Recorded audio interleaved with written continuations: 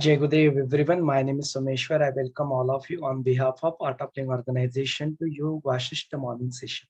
नमस्ते, मैं सोमेश्वर आप सभी का आर्ट ऑफ लिंक संस्था की तरफ से योग वाशिष्ठ के सुबह के सत्र में स्वागत करता हूँ। रोज की तरह आज के सत्र की भी शुरुआत हम लोग 3 बार ओमकार का उच्चारण करके करेंगे। Will begin our session by chanting Om 3 times. आज का अपना जो विषय रहेगा, today we are on 136 chapter. जगत यह चिन्मात्र कैसे है, इसका विज्ञान। इसके पीछे जो हिंदू कथा, हिंदू पुत्रों की कथा हमने सुनी थी, उस वक्त वो कैसे मनोमात्र है, मनोमय है, उसको हमने देखा था। अभी यहाँ पे वो कैसे जगत चिन्मात्र है, उस पर्सपेक्टिव को हम लोग देखेंगे। और उसके नेक्स्ट चैप्टर, ये छोटा सा चैप्टर है 2 पेज का, उसका अगला चैप्टर है 137, जहाँ पे गुरु और शास्त्राधिकार का क्या प्रयोजन है, उसका पर्पस क्या है। यहाँ पे प्रभु रामचंद्र जी बहुत सुंदर सुंदर प्रश्न पूछते हुए दिखाई देते हैं, और उसके उत्तर में वशिष्ठ मुनि समझाते हैं कि शास्त्रों का अपने जीवन में क्या महत्व, गुरु का अपने जीवन में क्या महत्व है। तो इसको हम लोग आज देखेंगे।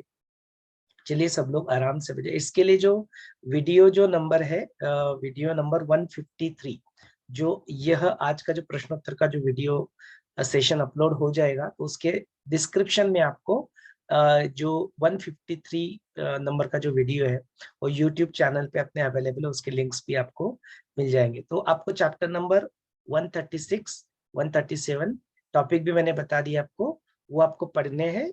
और फिर 153 नंबर का जो वीडियो है वो सुनना है। उसके बाद में यदि आप इस सत्र को सुनते हैं तो आपके लिए जरूर ज्यादा लाभदायक।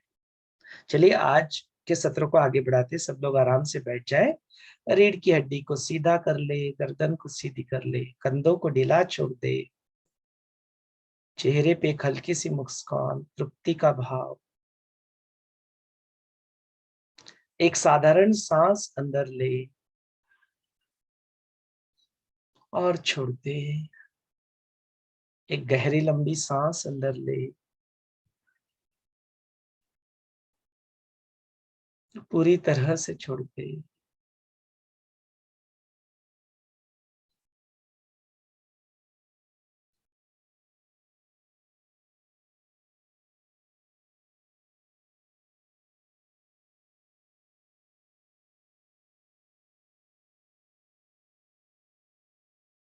ओमकार उच्चारण के लिए गहरी लंबी सांस अंदर ले।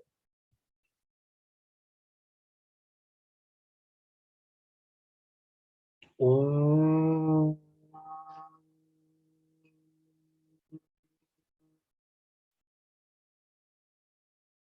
ओम।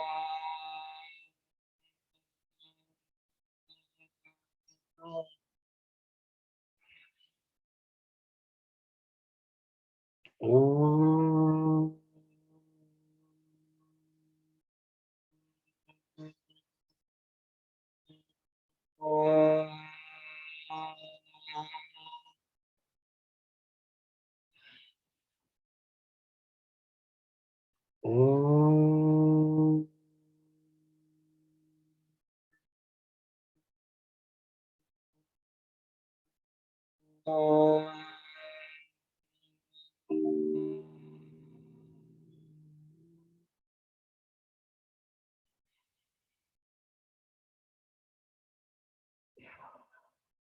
Slowly and gradually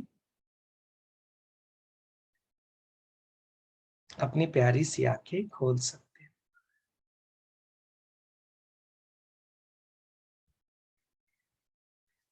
जगदेव, चलिए आज के सत्र को अभी आगे बढ़ाते हैं। जो 153 नंबर का जो वीडियो हमने देखा, वो उस दिन रिकॉर्ड हुआ था जिसके जस्ट एक दिन पहले ऋषि जी शिवैक्य हो गए। शिव ही थे, शिव के साथ ही एक रूप हो गए थे। तो हमने उनको अपना श्रद्धांजलि भी अर्पित किया, थोड़ी देर के लिए मौन भी रखा। और उनका धर्म की उनकी सीरीज एक उन्होंने बनाई थी जस्ट बिफोर 11, 2-3 महीने पहले ही उन्होंने वो धर्म के ऊपर एक सीरीज बनाई थी, जो यूट्यूब के ऊपर अवेलेबल है। बहुत ही अच्छी सीरीज है, जरूर आप उसको सुनना, पढ़ना। तो उस सत्र में हमने थोड़ा उनको धर्म के बारे में बात करते हुए भी सुना। तो धर्म की व्याख्या क्या है, धर्म उनके लिए क्या मायने रखता है, अपनी जीवन को कैसे उन्होंने पूरी तरह से गुरु के प्रति और समाज कल्याण के प्रति कैसे समर्पण कर दिया।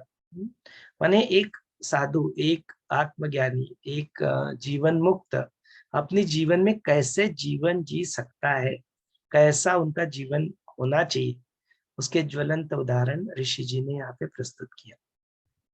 तो आज उन्हीं को याद करते हुए आज के इस सत्र को आगे बढ़ाते हैं।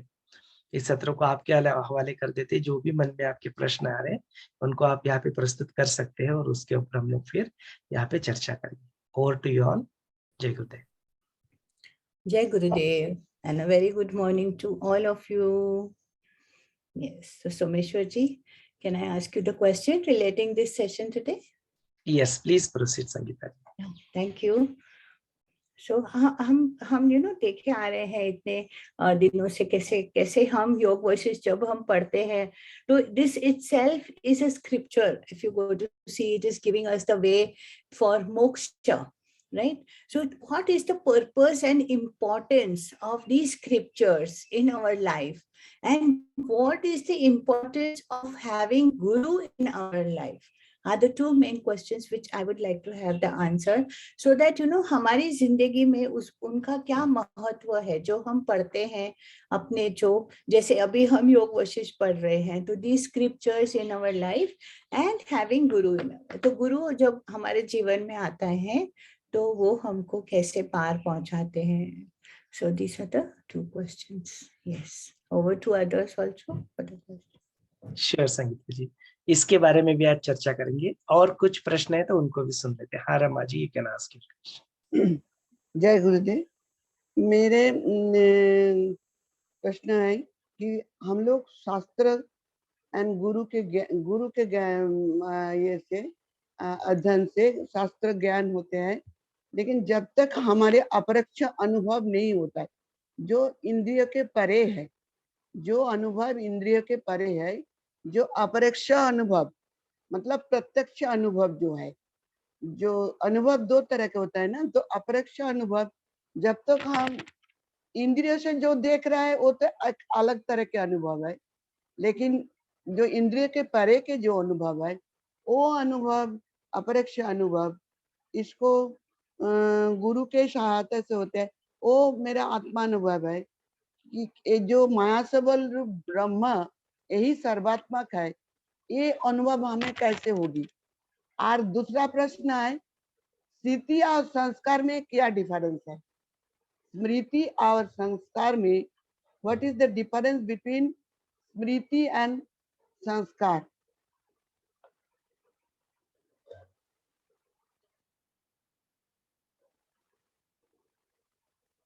हाँ रमा जी, मैंने आपके प्रश्न नोट कर लिए. और कुछ प्रश्न है आपके?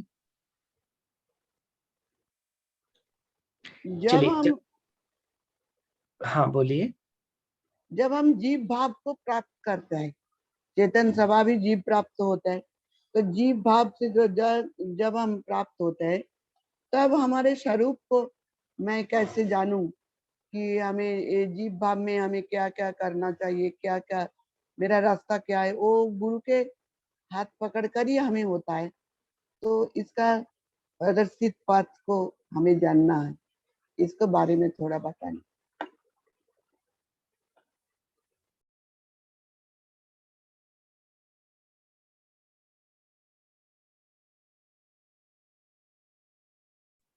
हाँ स्मिता जी, आपके कुछ प्रश्न है?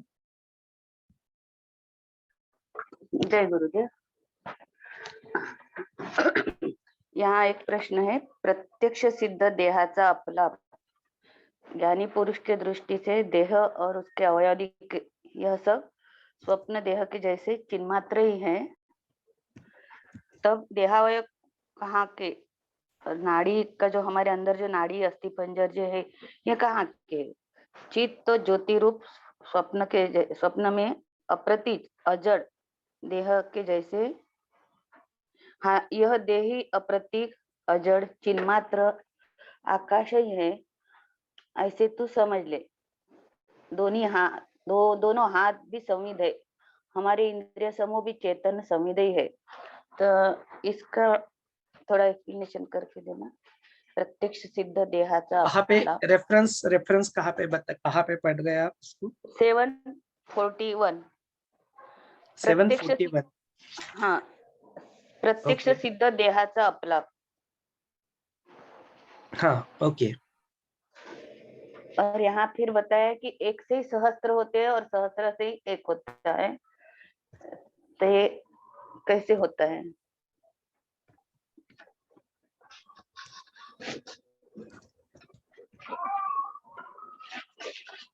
और यहाँ एक 740 पे 740 पे एक सेंटेंस है, लास्ट वाला पैरा है. रामा चिन्मात्र रूप चिन्मात्र आकाशाकडून स्वदेह रूप चंचल चक्राकार जणू स्वशरीर रूप मातीने ब्रह्मदेवाचा हा सर्व अहेतू आपोआपीने चाललेला आहे, सारखा नवनवीन बनत आहे, विविध वैचित्र्यपूर्ण आकार धारण करीत आहे.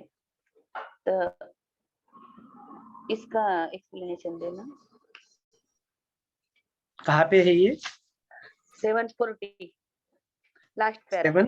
740.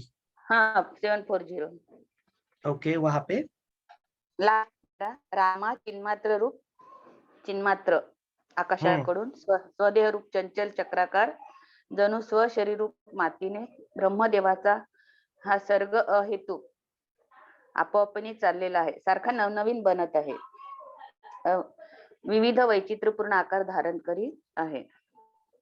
ओके.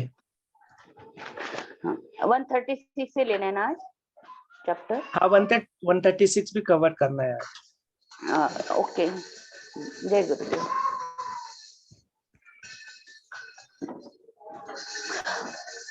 और वहाँ हमने जो ऋषि नित्य प्रज्ञा जी का जो वीडियो भी सुना, तो उन्होंने अपने 8 स्तर बताए, उसमें चित्त भी अलग से बोला था, शरीर प्राण मन चित्त बुद्धि. तो यहाँ चित्त अलग से उन्होंने बोला था, तो वो थोड़ा एक्सप्लेन कर देना.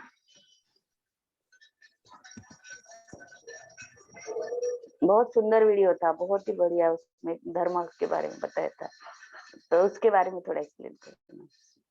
हाँ, ठीक है. धर्म चित्त स्मृति, इसके बारे में बात हुई, उसके बारे में भी थोड़ी चर्चा कर.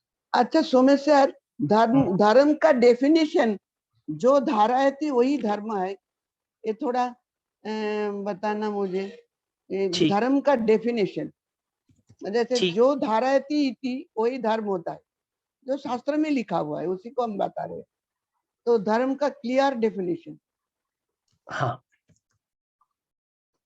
ठीक है, उसके ऊपर भी चर्चा करेंगे. और किसी के कुछ प्रश्न है क्या? गरिमा जी, मनीष जी, माया, मीनाक्षी, नीला जी, प्रभा, प्रतिमा, उज्ज्वला जी, Vinod ji, anybody has any question? हाँ गरिमा जी, गो अहेड. जय गुरुदेव भैया. हाँ जय गुरुदेव, बोलिए. यस भैया, हमारे सभी ग्रंथों में गुरु को इतना महत्व दिया गया है, गुरु के बिना गति नहीं. और कहते हैं अनाथ वो नहीं है जिनके माता पिता, जिनके गुरु नहीं है उनको कहते हैं वो अनाथ है. आज की डेट में ये चीज थोड़ी थोड़ी तो समझ में आने लगी है, पर इसका थोड़ा विस्तार से वर्णन करिएगा कि क्यों ऐसा हमारे ग्रंथों में कहा गया है, गुरु का जरूर. इतना इम्पोर्टेंस. और आपने कहा कि ये जो चीजें हैं हमारी इंद्रियां इनको अनुभव कर ही नहीं सकती हैं, पर कहीं ना कहीं गुरुदेव की परिस्थिति में जब हम लोग ध्यान करते हैं या उनकी बातों को सुनते हैं, तो कुछ कुछ उन चीजों का अनुभव थोड़े क्षण के लिए होता है. तो वो कैसे ये चीज अनुभव करा सकते हैं? और ऋषि नित्य प्रज्ञा जी के बारे में भी वही चीज है कि जैसे ही उनके सानिध्य में आते थे, उनका कोई नॉलेज सेशन अटेंड करते थे, इवन आज भी उनके जो भी भजन सत्संग अटेंड करते हैं, तो एक अलग ही दुनिया में वो ले जाते हैं, एक विशाल मन में हमको ले जाते हैं जिसको बड़ा मन कहते हैं. तो वो कैसे हो जाता है? जरूर, इस एस्पेक्ट को भी देखेंगे कि who experiences and why it is so easy, or just no, why it's so easy to experience this in the vicinity or presence of enlightened masters.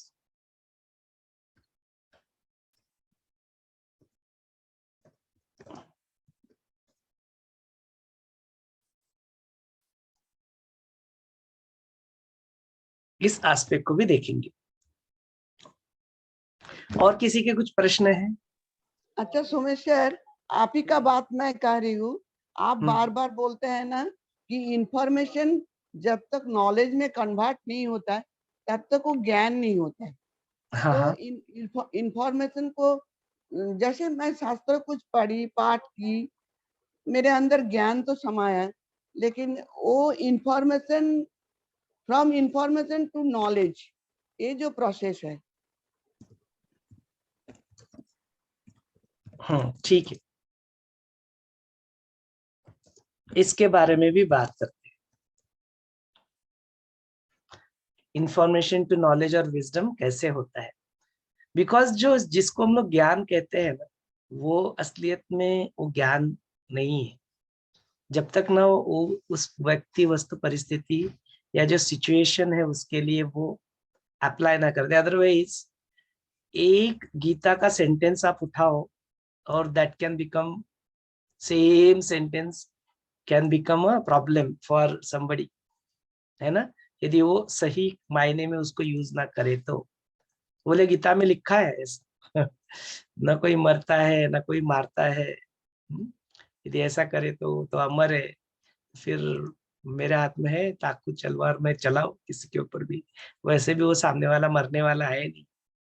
ऐसे यदि उसका इन्फरेंस निकाला जाए और जो मनचाही चीजें फिर करने लग जाए तो फिर वो ज्ञान नहीं होता है ना। तो उसकी चर्चा करेंगे उसके बाबत कि इंफॉर्मेशन और ज्ञान में अंतर क्या है। उज्ज्वला जी, आप कुछ कहना चाहते हैं? Good morning. नहीं, I just want to express my great gratitude towards all of you and of all the teachers. It really takes us to a different level of understanding. And my God, hats off to you all. You are continuously at it. I have no words to express my gratitude. Carry on. Thank you. ये तो आपका बड़प्पन है उज्ज्वला जी, जो यहाँ पे आते हैं बहुत कुछ आप जानते भी है अपनी तरफ से, और फिर भी यहाँ पे आके यहाँ पे इस सत्र को आगे बढ़ाने के लिए यहाँ पे कंट्रीब्यूट करते हैं। तो ये तो we should say thank you to all of you all come here and इन सत्र अविरत तरीके से करीब मोर देन 1 ईयर रोज ये सत्र चल रहे हैं। संभव ही नहीं है यदि आप लोग यहाँ, तो that's what the group energy, that's what the team energy, जो संगतत्वम का जो इफेक्ट है, वो प्रभाव जो है हो जाता है ना। कभी कभी मैं भी यहाँ पे नहीं हूँ लेकिन फिर भी सत्र चलते रहते, ये देखो ये इम्पोर्टेंट है। संघ जो होता है, संगतत्वम जो हो जाता है, टीम बन जाती है, तो किसी एक व्यक्ति वस्तु परिस्थिति के ऊपर आधारित चीजें नहीं dependent, it's a team that carry. यहाँ पे वही अपना संघ बन चुका है, और ये ज्ञान गुरु ने संगतत्वम का जो ये दिया, तो मूल मंत्र गुरु का ही है। गुरु जब कुछ चीजें करते हैं और उनके पद चिन्हों के ऊपर जब हम लोग चलने लगते हैं, तो ऐसे जो सारे जो है जो अनुभव जो हम लोग यहाँ पे ले रहे हैं, एक्सपीरियंसेस जो लेते हैं, ये सब कुछ चल रहा है, ऐसे सारी चीजें फिर होने लगती है। तो इट्स द गुरु मंत्र, मूल मंत्र ऑफ गुरु दैट संगतत्वम is there. So it's hats off to that संगतत्वम, to that team energy। बहुत सुंदर व्यक्त किया है उज्ज्वला, जय गुरुदेव। चलिए, और कुछ प्रश्न यदि है तो आप पूछ सकते, नहीं तो यहाँ पे काफी सारे प्रश्न भी है और सुंदर टॉपिक भी आज का विषय है। गुरु के बारे में बात करने की मौका यहाँ पे मिला हुआ है, तो इतना सुंदर मौका बार बार नहीं मिलता फिर ना, तो उसको आज सब लोग मिलके उसको अपॉर्चुनिटी को भी यूज करते हैं, उस अपॉर्चुनिटी को कि देखते हैं उसके बारे में क्या हो सकता है, क्या बताया गया है, and then will see the Yoga Vasishtha का पर्सपेक्टिव भी यहाँ पे, उसको भी हम लोग देखते हैं। तो आज के सत्र की शुरुआत जो है वो जो कल का जो कंटिन्यूएशन था उसी से करते हैं। यहाँ पे कल हमने देखा कि जो प्रभु रामचंद्र जी कुछ पूछते हैं और उसके उत्तर में वशिष्ठ मुनि उनको फिर कुछ बताते हैं और उस आखिरी में कहते हैं जो लास्ट टाइम मैंने तुम्हें इंदुपुत्र की कथा बताई थी उसका पर्पस था कि कैसे ये सब कुछ मनोमय है।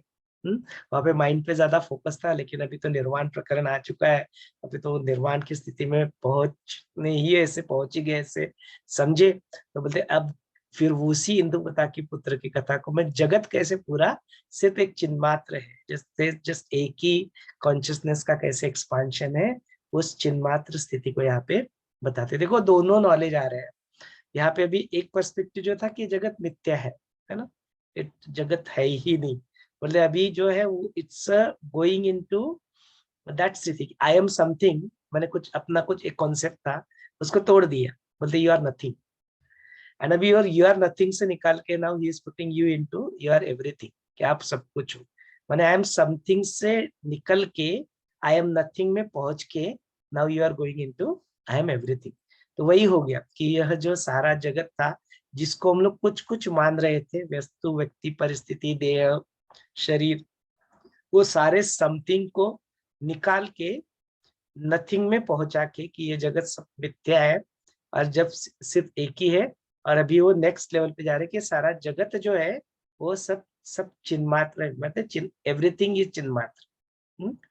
पहले है नहीं बोल दिया, अभी बोलते कि जो चिन्मात्र है वो एक ही था सिर्फ पहले, अभी बोलते वही चिन्मात्र ही क्या आगे सारा सब कुछ है।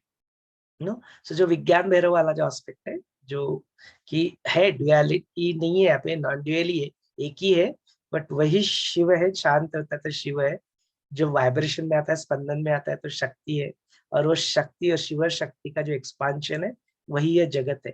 तो वही थोड़ा सा एस्पेक्ट यहाँ पे उस लैंग्वेज में नहीं कहा गया है, बट बोला गया है कि ये सारा जगत जो है वो भी सिर्फ एक चिन्मात्र स्वरूप ही है।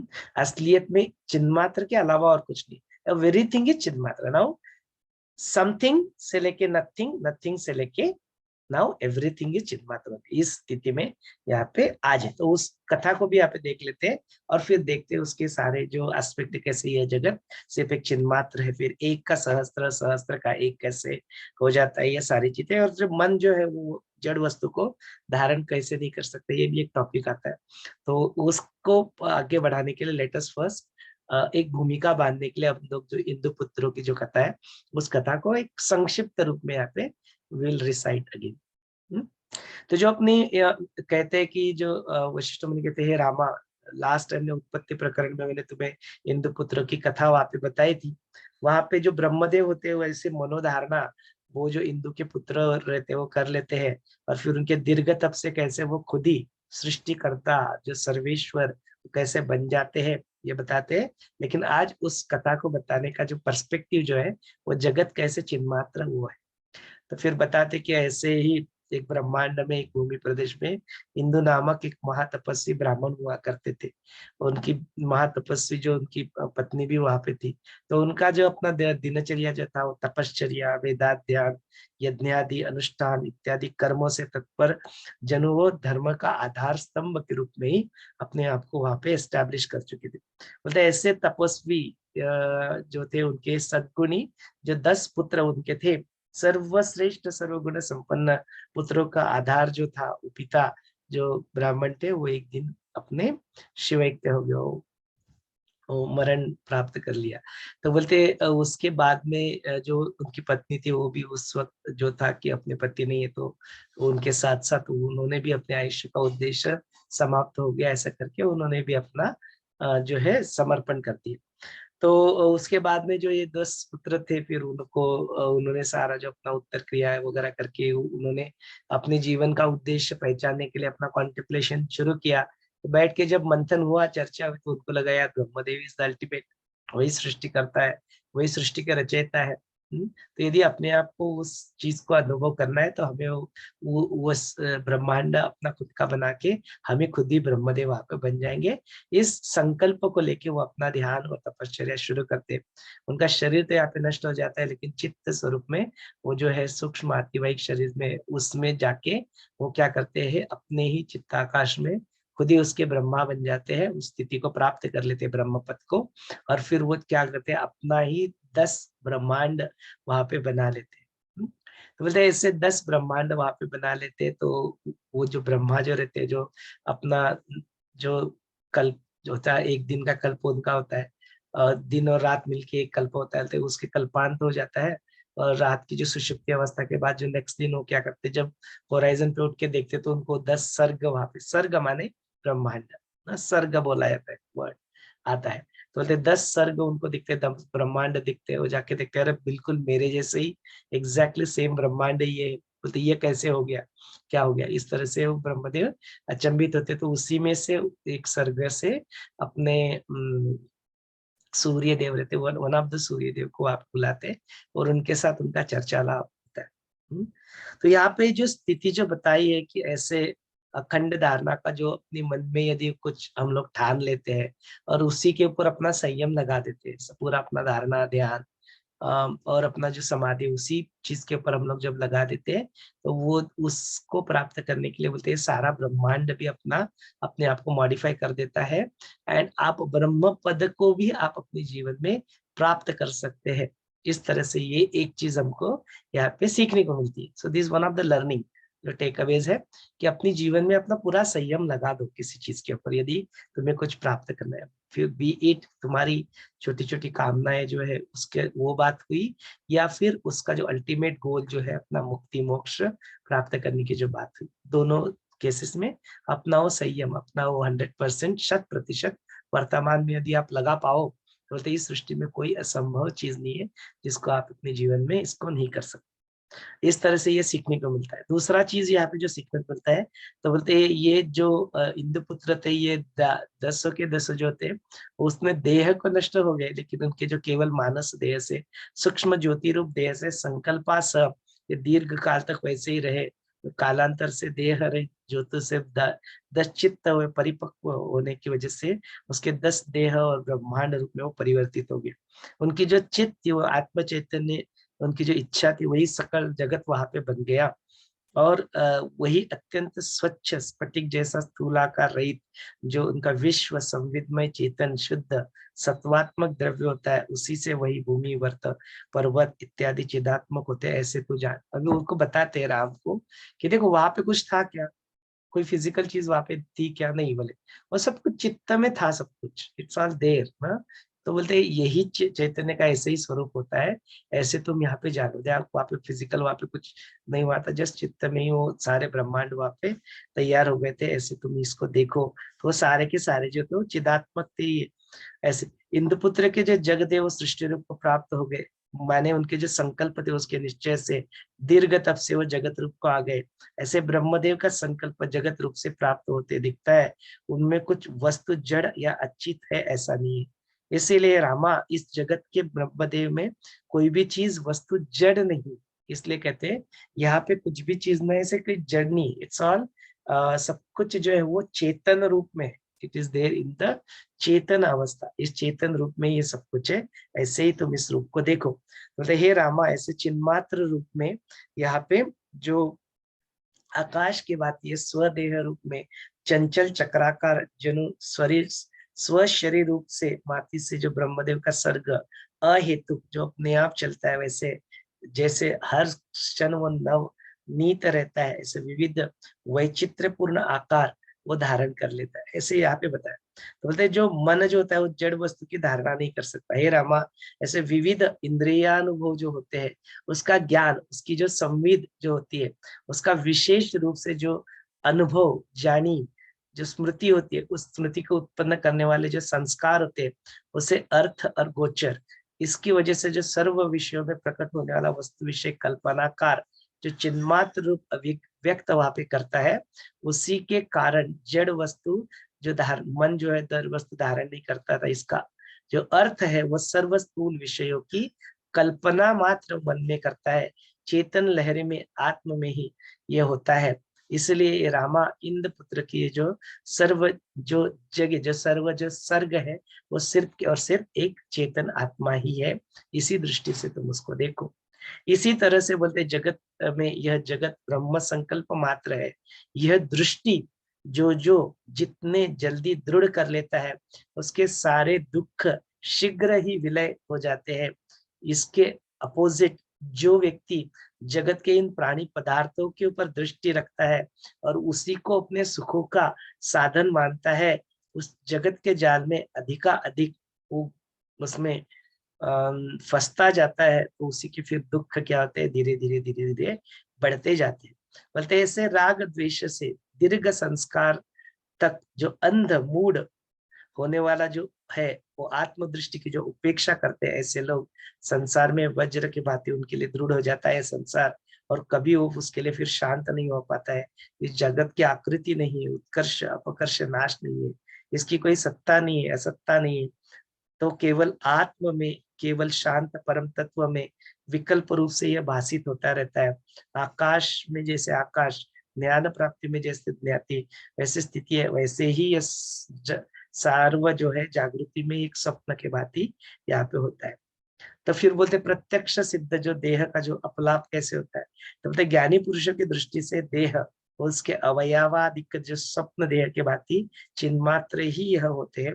उसके देहावय में कहीं तक जो नाड़ियों का समुदाय, अस्थि, पंजर इत्यादि वहां जहाँ सारी चीजें होती है, बोलते उसमें वो चित्त ज्योति रूप स्वप्न थे अप्रतिग अजड़ देह के भांति यह देह अप्रतिग अजड़ चिन्मात्र आकाश है, ऐसे ही तुम इसको समझो। माने बिल्कुल पूरी तरह से जो है प्रभु रामचंद्र जी को अलग अलग स्वरूप से वशिष्ठ मुनि क्या कहते हैं, वो सारी जो चीज जो तुम्हें दिखाई देती है और सिर्फ एक चिन्मात्र है, ऐसे ही तुम समझो। तुम्हारे दोनों हाथ संविद है, इंद्रियों का समूह भी चेतन और संविद है, ऐसे तुम देखो। हे रामा, प्रत्यक्ष सिद्ध स्पर्शादिका से अनुभव आने वाला यह देहादिका का जो अपलाप करना, वो माने जो जैसा दिखता है वैसा नहीं है, ऐसे कहना। और यह तुम्हें लगेगा कि धारस है, लेकिन बोलते ये तो बिल्कुल ऑब्वियस सी बात है, कोई ऐसा कहेगा कि ये बहुत बड़ा धारस है, लेकिन तो बोलते ये अनुभव सिद्ध बात है, सत्य है। सचमुच में जो ब्रह्माकाश जो है स्वप्न रूप है, वो स्वभाव, उसके स्वभाव से जगत की स्थिति कैसे होती है वही हमें पता लगता है।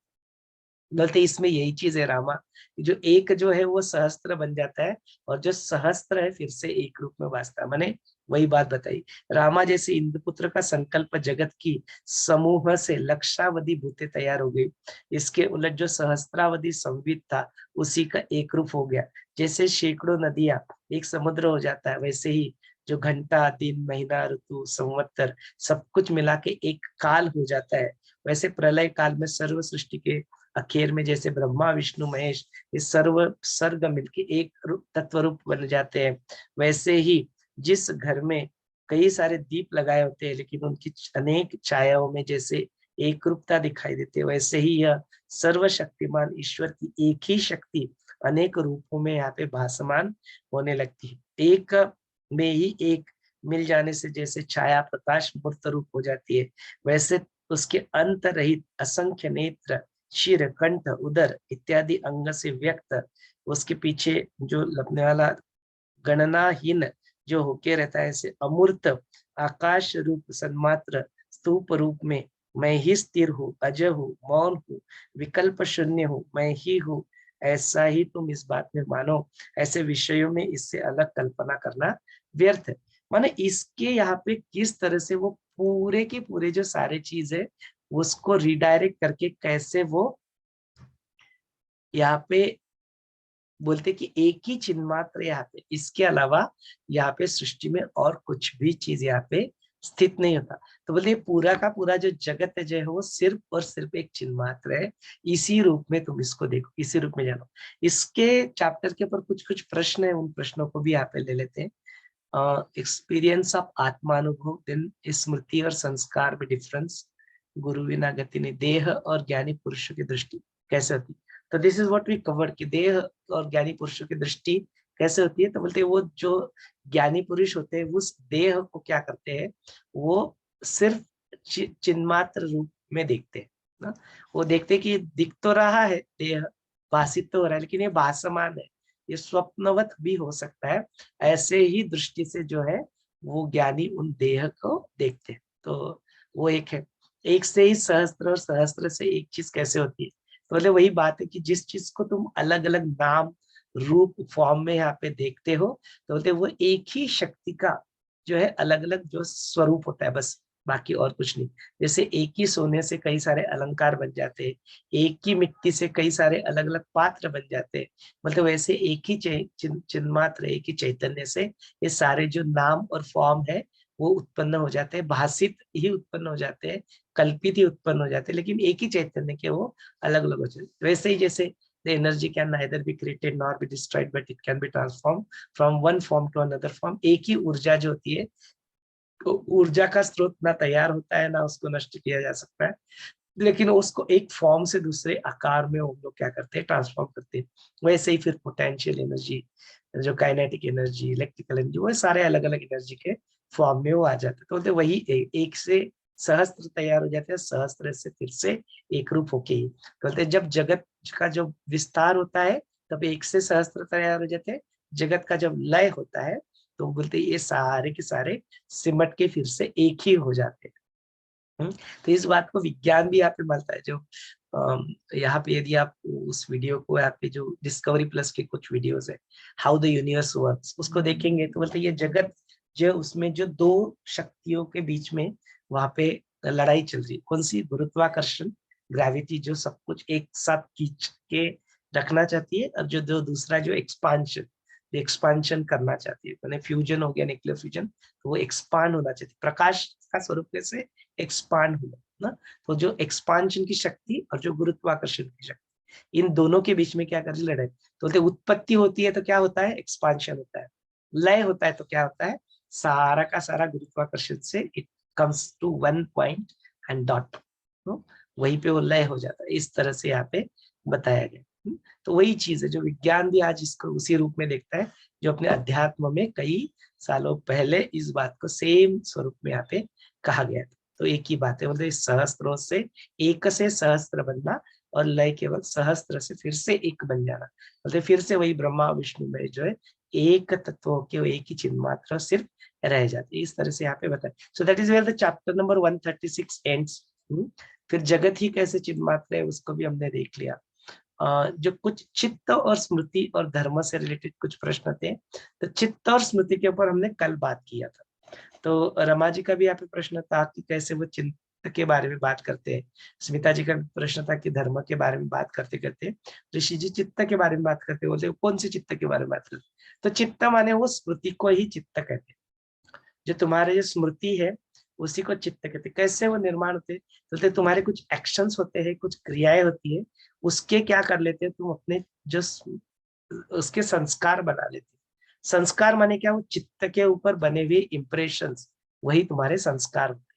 उन्हीं संस्कारों को फिर क्या होता है तुम्हारे, उसी से फिर जो आने वाले एक्शंस गवर्न होते हैं, या फिर आपके जो कुछ और भी कुछ जो कार्य जो आप करते हो उससे भी आपके विचार प्रभावित होते हैं। तो हमने कई सारे देखे तरीके जिससे आपके विचार प्रभावित होते हैं, तो बोलते उसी से फिर आपके एक्शंस होते हैं, और वैसे ही फिर आपकी वासनाएं भी बनने लगती है, आपके जो क्रेविंग्स है उसी से बनने लगती है।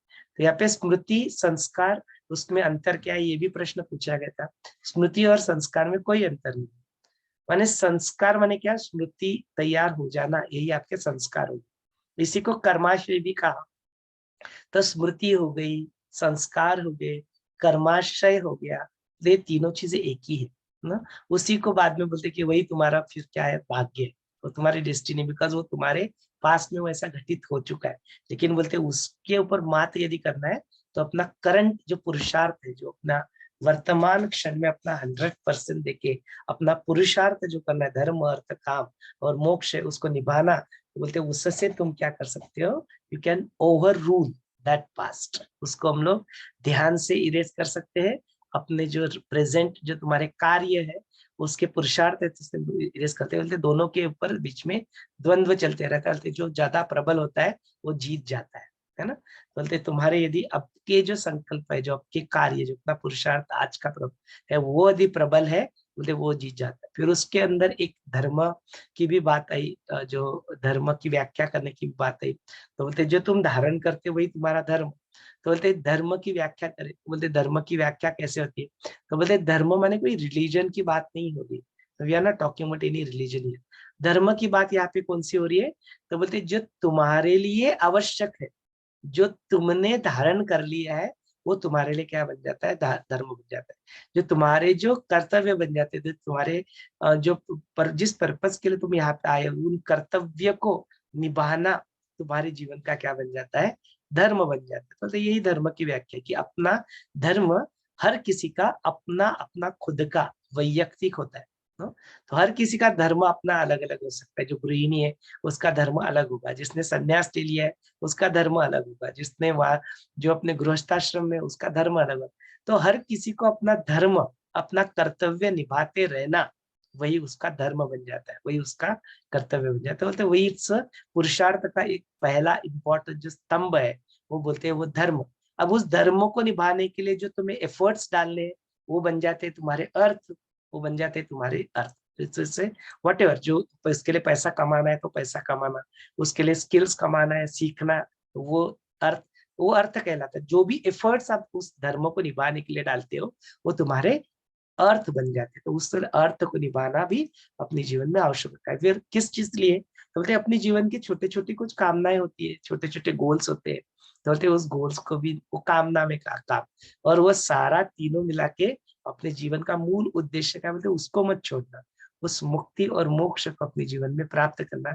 जीवन मुक्त माने उसके लिए मरने की आवश्यकता नहीं है, जीवन जीते जीते ही अपने जीवन में उस मुक्ति और मोक्ष को अपने जीवन में लेके आना, वो अपना मुमुक्ष व्यवहार जो है वो सिखाता है। तो बोलते वो उद्देश्य होना चाहिए।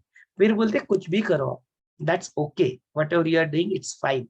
कोई भी रोल आप निभा रहे हो उस रोल को आप निभाते रहो अपने प्रारब्ध के अनुसार, लेकिन उसको करते करते अपने जीवन का जो मूल उद्देश्य है, जो मुक्ति मोक्ष का अनुभव करना, वो अपने जीवन का मूल उद्देश्य होता है। पुरुषार्थ का हिस्सा हो गया, जिसमें धर्म भी के बारे में व्याख्या भी आती है और धर्म का वहाँ पे इम्पोर्टेंस भी यहाँ पे आता है। हाँ रमा जी, मैं थोड़ा इंटरप्ट कर दूं। स्मृति एंड संस्कार है ना। स्मृति जैसे कोई घटना घटी, वो घटना मुझे याद है, उस स्मृति में चला गया, ठीक है। और संस्कार मैं इसे समझ रहा हूँ। संस्कार है जैसे कोई जगह में मैं गया तो उसका स्मृति मेरे चित्त में रह गया, और उस what's the purpose behind it, किस कारण से, मैंने what's the intention behind that work, वो संस्कार है। ऐसे मैंने समझा कि संस्कार कि वो जो कार्य का पीछे क्या इंटेंशन है। सोचो कि कोई जगह में गया कोई समाज कल्याण के लिए, तो उस जगह का जो इंटेंशन, उस जगह जाने का जो इंटेंशन, ये संस्कार है। मतलब संस्कार एक के बाद एक परत होता है ना। पूर्व जन्म का संस्कार वो परत होता है। ऐसे में जब तक आपके चित्त के ऊपर इसका इंप्रेशन आप कैरी नहीं करते हो तब तक आपके संस्कार बनते नहीं, तब तक आपका कर्म नहीं होता। वो संस्कार कब बनेगा आपके लिए, आप व्यक्ति वस्तु परिस्थिति देखो। दुनिया में एक क्षण में लाखों चीजें अभी हो रही है कि नहीं हो रही है, आपके आजू बाजू भी होती है, राइट। उसके ऊपर कोई संस्कार आपके ऊपर बनते हैं या नहीं बनते, कोई महत्व नहीं है आपके लिए, आपके ऊपर उसके कोई संस्कार नहीं बन रहे, राइट। जब तक आप उसको सीरियसली नहीं लोगे, अपने चित्त के ऊपर उसके इंप्रेशंस नहीं बनाओगे, तब तक वो संस्कार आप तक पहुंचा ही नहीं। हाँ, प्रयत्न किया किसी ने पहुंचाने का, या कुछ घटनाएं घटित हुई आपके आजू बाजू में, लेकिन you did not mind it, तो उसके कुछ चित्त के ऊपर प्रभाव पड़ेगा क्या, कुछ प्रभाव नहीं पड़ेगा, है ना। जीवन मुक्तों की स्थिति यही होती है। वो क्या करते बताए क्या, वो आपके आजू बाजू में रहेंगे और आपकी जैसे ही कार्य करते हुए देखेंगे, बट वो सारे व्यक्ति वस्तु परिस्थिति और उनके जो कार्य होते हैं उसके वो क्या करने, अपने जो चित्त जो उसके ऊपर कोई प्रभाव ही नहीं पड़ने देते, बनाते नहीं है कुछ संस्कार, अच्छे भी नहीं और बुरे भी नहीं, उनकी कोई डिस्क्रिमिनेशन ही नहीं है। जिसको हम लोग इतना विवेक को इतना इंपॉर्टेंस देते हैं, उनका विवेक जो है ना वो प्रज्ञा में परिवर्तित हो जाता है। इसलिए देखो ना, नित्य प्रज्ञा कहते हैं, नित्य प्रज्ञा, ऋषि जी को नित्य प्रज्ञा का नाम देता है, ऋषि नित्य प्रज्ञा का। तो नित्य प्रज्ञा में है माने क्या है, अभी वो डिस्क्रिमिनेट नहीं करे, अच्छा बुरा, ये पाप पुण्य, ये तेरा मेरा, ऐसा नहीं। वो बोलते ना, मेरे घर में कोई आता था मेरे को कभी नहीं लगा कि ये घर जो मैंने बनाया मेरा है। बोलते जो आते हैं उसका, बोलते उनके घर में कोई भी कभी भी जाके रह सकता था उनके साथ, देयर वाज नो इनहिबिशन। मैंने मेरे को कभी नहीं लगा कि ये घर मेरा है, बोलते सबका है, इट्स ऑल देयर। वही स्थिति हो जाती है कि they do not feel that discrimination. उनमें वो समत्व, शास्त्र ज्ञान, आत्मज्ञान का फल क्या है? यही समत्व की जो भावना है, ये आएगा आगे, दिस विल कम।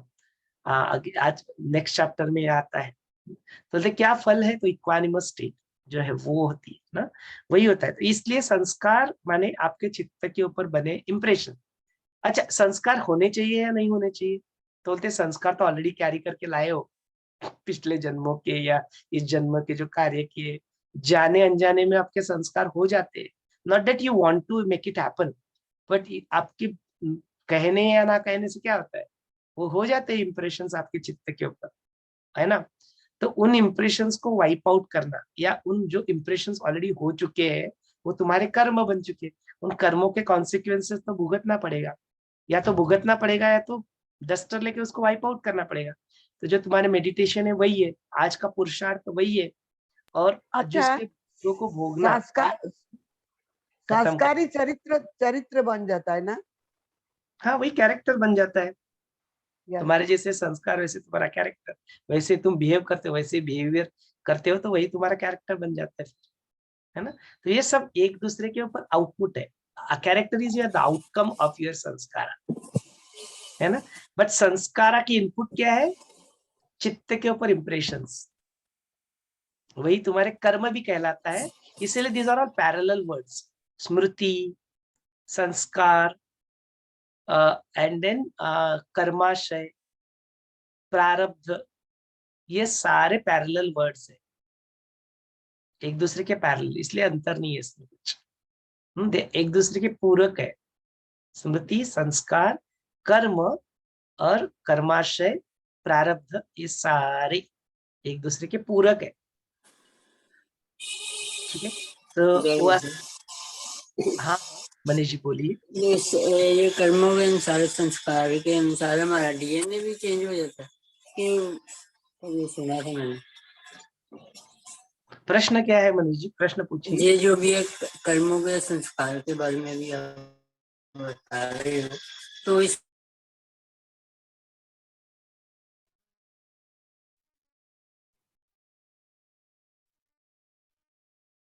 आपकी आवाज नहीं पहुंच पा रही है। एक मिनट, अब आ रही? हाँ बोलिए।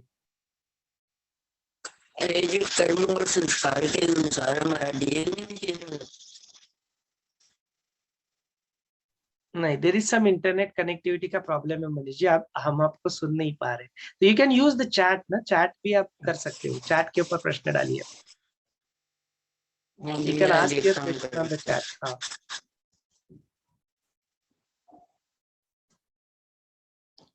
चलिए, बाकी के कुछ प्रश्न है तब तक देख लेते, जब तक मनीष जी अपना प्रश्न यहाँ पे लिखते हैं। हमने फिर यहाँ पे एक्सपीरियंस ऑफ आत्मानुभव, हाँ ये बात है जो इनका भी प्रश्न था, गरिमा जी का भी प्रश्न था, उससे एसोसिएटेड भी। तो बोलते ये सारे जो प्रश्न ये है कैसे कि ये जो सारा जो सेल्फ रियलाइजेशन जो है, यह आत्मानुभव कैसे है, हाँ? और ये आत्मानुभव को हम लोग कैसे करें, और उससे एसोसिएटेड और एक भी प्रश्न था गरिमा जी का कि जो गुरुदेव हमें ध्यान के दौरान जो कराते हैं उसमें वो आत्मानुभव हमें हो जाता है। या जो ऋषि जी है जैसे इनके सत्संग भी अब भी कुछ सुनते हैं, तो they take you into different space, एक अलग ही स्पेस में हमको ये लेके पहुंचा देते हैं, कैसे वो सब कुछ कैसे होता है। तो इसका उत्तर एक ही है कि सबसे पहले दो चीजें इसमें समझे। तो यहाँ पे मैंने उसको लिखा भी था जब वो बात कर रहे थे, मुझे यार कैसे समझ में आया। तो यहाँ पे दो एस्पेक्ट है कि पहले बात तो देखो कि आपको अनुभव कोई करा रहा है ऐसे आपको लग रहा है ना, है ना। तो यही बात हो गई कि ऋषि जी इस बारे में बात करते वीडियो में कि it is not just associated with जो आत्मानुभव की बात नहीं, बोलते तुम्हें गुस्सा आ जाता है तो तुम्हें क्या लगता है, गुस्सा आ गया तो व्हाट इज हैपन, बोलते सामने वाले वस्तु व्यक्ति परिस्थिति को दोष देते हो तुम कि मुझे तुम्हारी वजह से गुस्सा है, तुमने ऐसा नहीं किया इसलिए मुझे गुस्सा है, तुमने वो करना चाहिए था ना, तुमने ऐसे नहीं किया, तुमने वैसे नहीं किया, इसलिए मुझे गुस्सा है। अपने गुस्से के लिए किसको जवाबदार मान रहे? somebody else के लिए ना। यू आर, यही बात तुम्हारी उस आत्मानुभव के लिए भी होती है ना। हम लोग क्या मान रहे हैं कि हु इज एक्सपीरियंसिंग आत्मानुभव? You are experiencing it, but उसके लिए हम लोग जिम्मेदार किसको मान रहे हैं? वी आर किसी और को ना, ऋषि जी को जिम्मेदार मान रहे, गुरु को जिम्मेदार मान रहे उसके लिए कि आपको वो आत्मानुभव हुआ। लेकिन हुआ किसे? बोलते तुम्हें हुआ, खुद को हुआ। इस बात को हमेशा याद रखना। इस इट्स रिलेटेड टू आत्मानुभव ऑल्सो। और या तो कोई और भी सारे कोई इमोशंस है, फिर वो प्रेम के इमोशंस है, आनंद के इमोशंस है, डर के इमोशंस है, या कोई और भी कोई भावना है, सुख दुख की भावना, या अपने आप की भावना। बोलते इसका अनुभव कौन कर रहा है, उसको देखो, और वह अनुभव करने वाला तुम। उसको डिफाइन कैसे करना है, क्या है, उसका वर्णन करना है, वो सारे कई सारे लोगों ने प्रयत्न कर चुके हैं। तुम भी प्रयत्न कर लेना, you will find yourself helpless कि हु इज दैट एक्सपीरियंसर। इस बात को हमेशा याद रखना, that you are that experiencer. अच्छा, अभी प्रश्न ये उठता है कि वो कुछ लोगों के सानिध्य में जल्दी होने लगता है या अनायास होने लगता है। वो अनुभव अनायास होने लगता है, जैसे आपने बताया कि ऋषि जी के सानिध्य में अनायास होता है, गुरु के सानिध्य में अनायास होता है। क्यों? बिकॉज वो खुद उसका अनुभव ले रहे होते हैं। जब वो उस बात को बोलते हैं कि मैं चिन्मात्र हूँ, तो वो चिन्मात्र बन के उस शब्द को बोल रहे होते हैं। हाँ? उसका अनुभव रूप में अनुभव सिद्ध बात वो वहां पे बनते हैं। उनका वो सत्य संकल्प होता है, उनका जो है वो चेतना के लेवल पे ऐसा संकल्प उनका होता है कि वो अनुभव तुम्हें आ जाए। उनकी जो एक बोलती है ना, वो इंटेंसिटी जो होती है, कि ये इंटेंसिटी इतनी ज्यादा होती है उनकी, उस स्तर पे रह के उस कार्य को करते रहते हैं, एक्शन को करते हैं। इसके लिए उनके एक्शन जो है ना, वो फलीभूत होने लगते तुरंत। यही अनुभव जो है राजा जनक को भी अष्टावक्र के साथ में मिला। तो वो बोलते वो तुरंत वो प्रश्न नहीं उठते थे, वहां को अहो निकलता था, ओ वाह, जो वंडर था ना, वो वंडर निकलता, वो विस्मय निकल रहा था।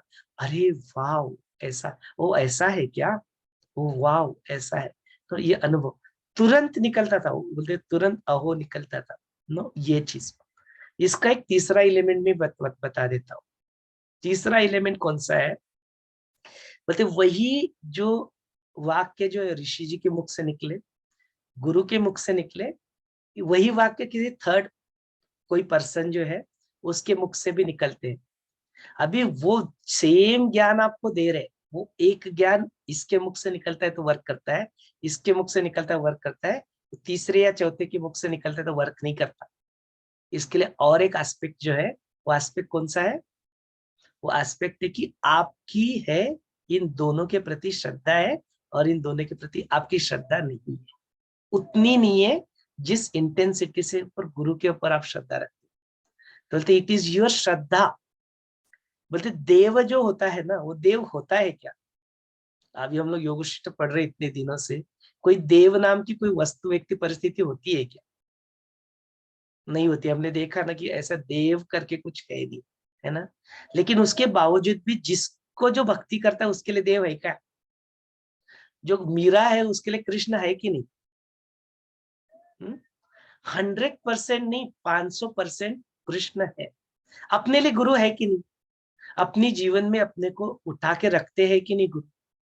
ना, अपने किसी भी डिवोटी को जाके पूछो तो बोले गुरु स्टोरी बताओ, ऐसे तुमको सारी गुरु स्टोरी बताएंगे, ऐसे सारे अनुभव बताएंगे। क्यों? बिकॉज उनका डिवोशन जो है ना, वो इतना ज्यादा रहता है गुरु के ऊपर।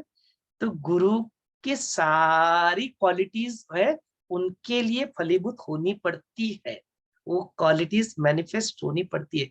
किसके लिए? बिकॉज वो सामने वाला पत्थर को भगवान बनना पड़ता है तुम्हारे लिए, और वो तुम्हारे लिए बन जाता है। क्या हमारे लिए जो भगवान के रूप में हम लोग गुरु के रूप में हम लोग को देखते हैं ना, गुरु ही मात, गुरु मात पिता, गुरु बंधु सखा, तो गुरुर ब्रह्मा गुरुर विष्णु गुरुर देवो महेश्वरा गुरुर साक्षात परब्रह्म तस्मै श्री गुरुवे नमः। ये जो दोनों श्लोक है, इसका अनुभव जो हम लोग लेते हैं, क्या दुनिया के सारे 7 बिलियन पीपल वही अनुभव लेते हैं क्या? क्या दुनिया में ऐसे नहीं है जो गुरुदेव श्री श्री रविशंकर जी के बारे में और कुछ सोच रखते हैं? है तो फिर उनके लिए वो गुरु नहीं है, उनके लिए वो भगवान नहीं है, हमारे लिए कैसे भगवान बन गए? यदि वो है तो सबके लिए सेम होने चाहिए ना, लेकिन है नहीं ऐसा। एक ही जो पत्थर की मूर्ति है वो एक धर्म के लोगों के लिए भगवान बन जाती है, दूसरों के लिए वो भगवान नहीं बनती, पत्थर की मूर्ति है। They don't believe even that. Do you see what I am saying? No, बोलते वो जो सामने पत्थर की मूर्ति, व्यक्ति, वस्तु, परिस्थिति, भगवान उनमें है, ये बात को देख लेना एक अलग स्तर है। भगवान उनमें नहीं है, मेरे ही अंदर है, उस ये बात को देख लेना और एक दूसरा स्तर है। और उनमें भगवान है उसको देखना, ये किसके ऊपर डिपेंड करेगा? वो मेरे अंदर की जितनी श्रद्धा ज्यादा है उतने लेवल की इंटेंसिटी से वो चीज तुम्हारे लिए वो बन जाएगी। माने वो विष्णु तो विष्णु बन जाएगी, शिव तो शिव बन जाएगी, महेश तो महेश, ब्रह्मदेव तो ब्रह्मदेव। इतना ही नहीं, इतना यदि आपका इंटेंसिटी यदि संयम और ज्यादा है तो वो खुद भी तुम बन जाओगे। वो ब्रह्मदेव इंदु जो पुत्र जो थे वो ब्रह्मदेव खुद ही बन जाते। तो you see what I am saying? इतनी यदि श्रद्धा तुम्हारी यदि है उस गुरु के प्रति, उनके वाक्यों के प्रति, उनका वाक्य तुम्हारे लिए ब्रह्म वाक्य है, तो गुरु ने बोला कि ईश्वर गुरु और तुम खुद अलग अलग नहीं हो, तो तुम गुरु ही बन जाओगे, कोई अंतर नहीं रहेगा। तो गुरु ने क्या किया, गुरुदेव ने क्या किया इस जन्म में? तो बोलते देखो ना, कितने सारे ऋषि जी, कितने सारे स्वामी, कितने सारे जो है ना टीचर्स बना दिए। खुद तक सीमित नहीं रखा, बोलते मैं जो हूँ वो तुम हो, इस बात को अनुभव दिलाने के लिए गुरु बना दिए। कितने गुरु बना दिए देखो आजू बाजू। कितने सारे लोगों को वही पद दे दिया अपने जीवन में कि जाओ तुम भी वही हो, तुम भी वही ईश्वर हो, तुम भी मेरे ही स्वरूप हो। बस तुम अपना जो आइडेंटिटी जो तुमने धारण करके रखे ना कि मैं ये हूँ, मैं ये शरीर हूँ, मैं ये हूँ, उन्हें बोलते सबको छोड़ो, फिर जो बचेगा वो मैं ही हूँ। गुरुदेव बोलते ना मेरे अलावा और कोई यहाँ पे मेडिटेशन कोई कंडक्ट नहीं करता। बोलते जो तुम जो वहां पे जाके तुम्हारा शरीर जो तुम रख देते हो और जो समर्पण हो जाता है, उसके बाद में सारी वाणी मेरी ही होती है। बोलते इस दुनिया में मेरे अलावा और कोई कुछ है ही नहीं, मैं ही हूँ सब कुछ जो मेरे से। तो यही बात अर्जुन को कृष्ण समझाते हैं, बोलते देखो मेरा विराट स्वरूप, बोलते मेरे अलावा और कोई है नहीं। तो बोलते सारे संत, सारे जो भगवान, सारे ने सबने यही एक ही बात कही कि मेरे अलावा और कोई है नहीं, मैं ही हूँ। कुछ जो लोग हैं वो अज्ञानवश इस बात को दोहराते हैं और अहंकार में आते हैं कि मैं भगवान हूँ, बोलते मेरी ही सिर्फ पूजा करो, जैसे हिरण्यकश्यप। तो बोलते नहीं, वो बात नहीं, वो अहंकार वाली बात उनके सेंटेंस में।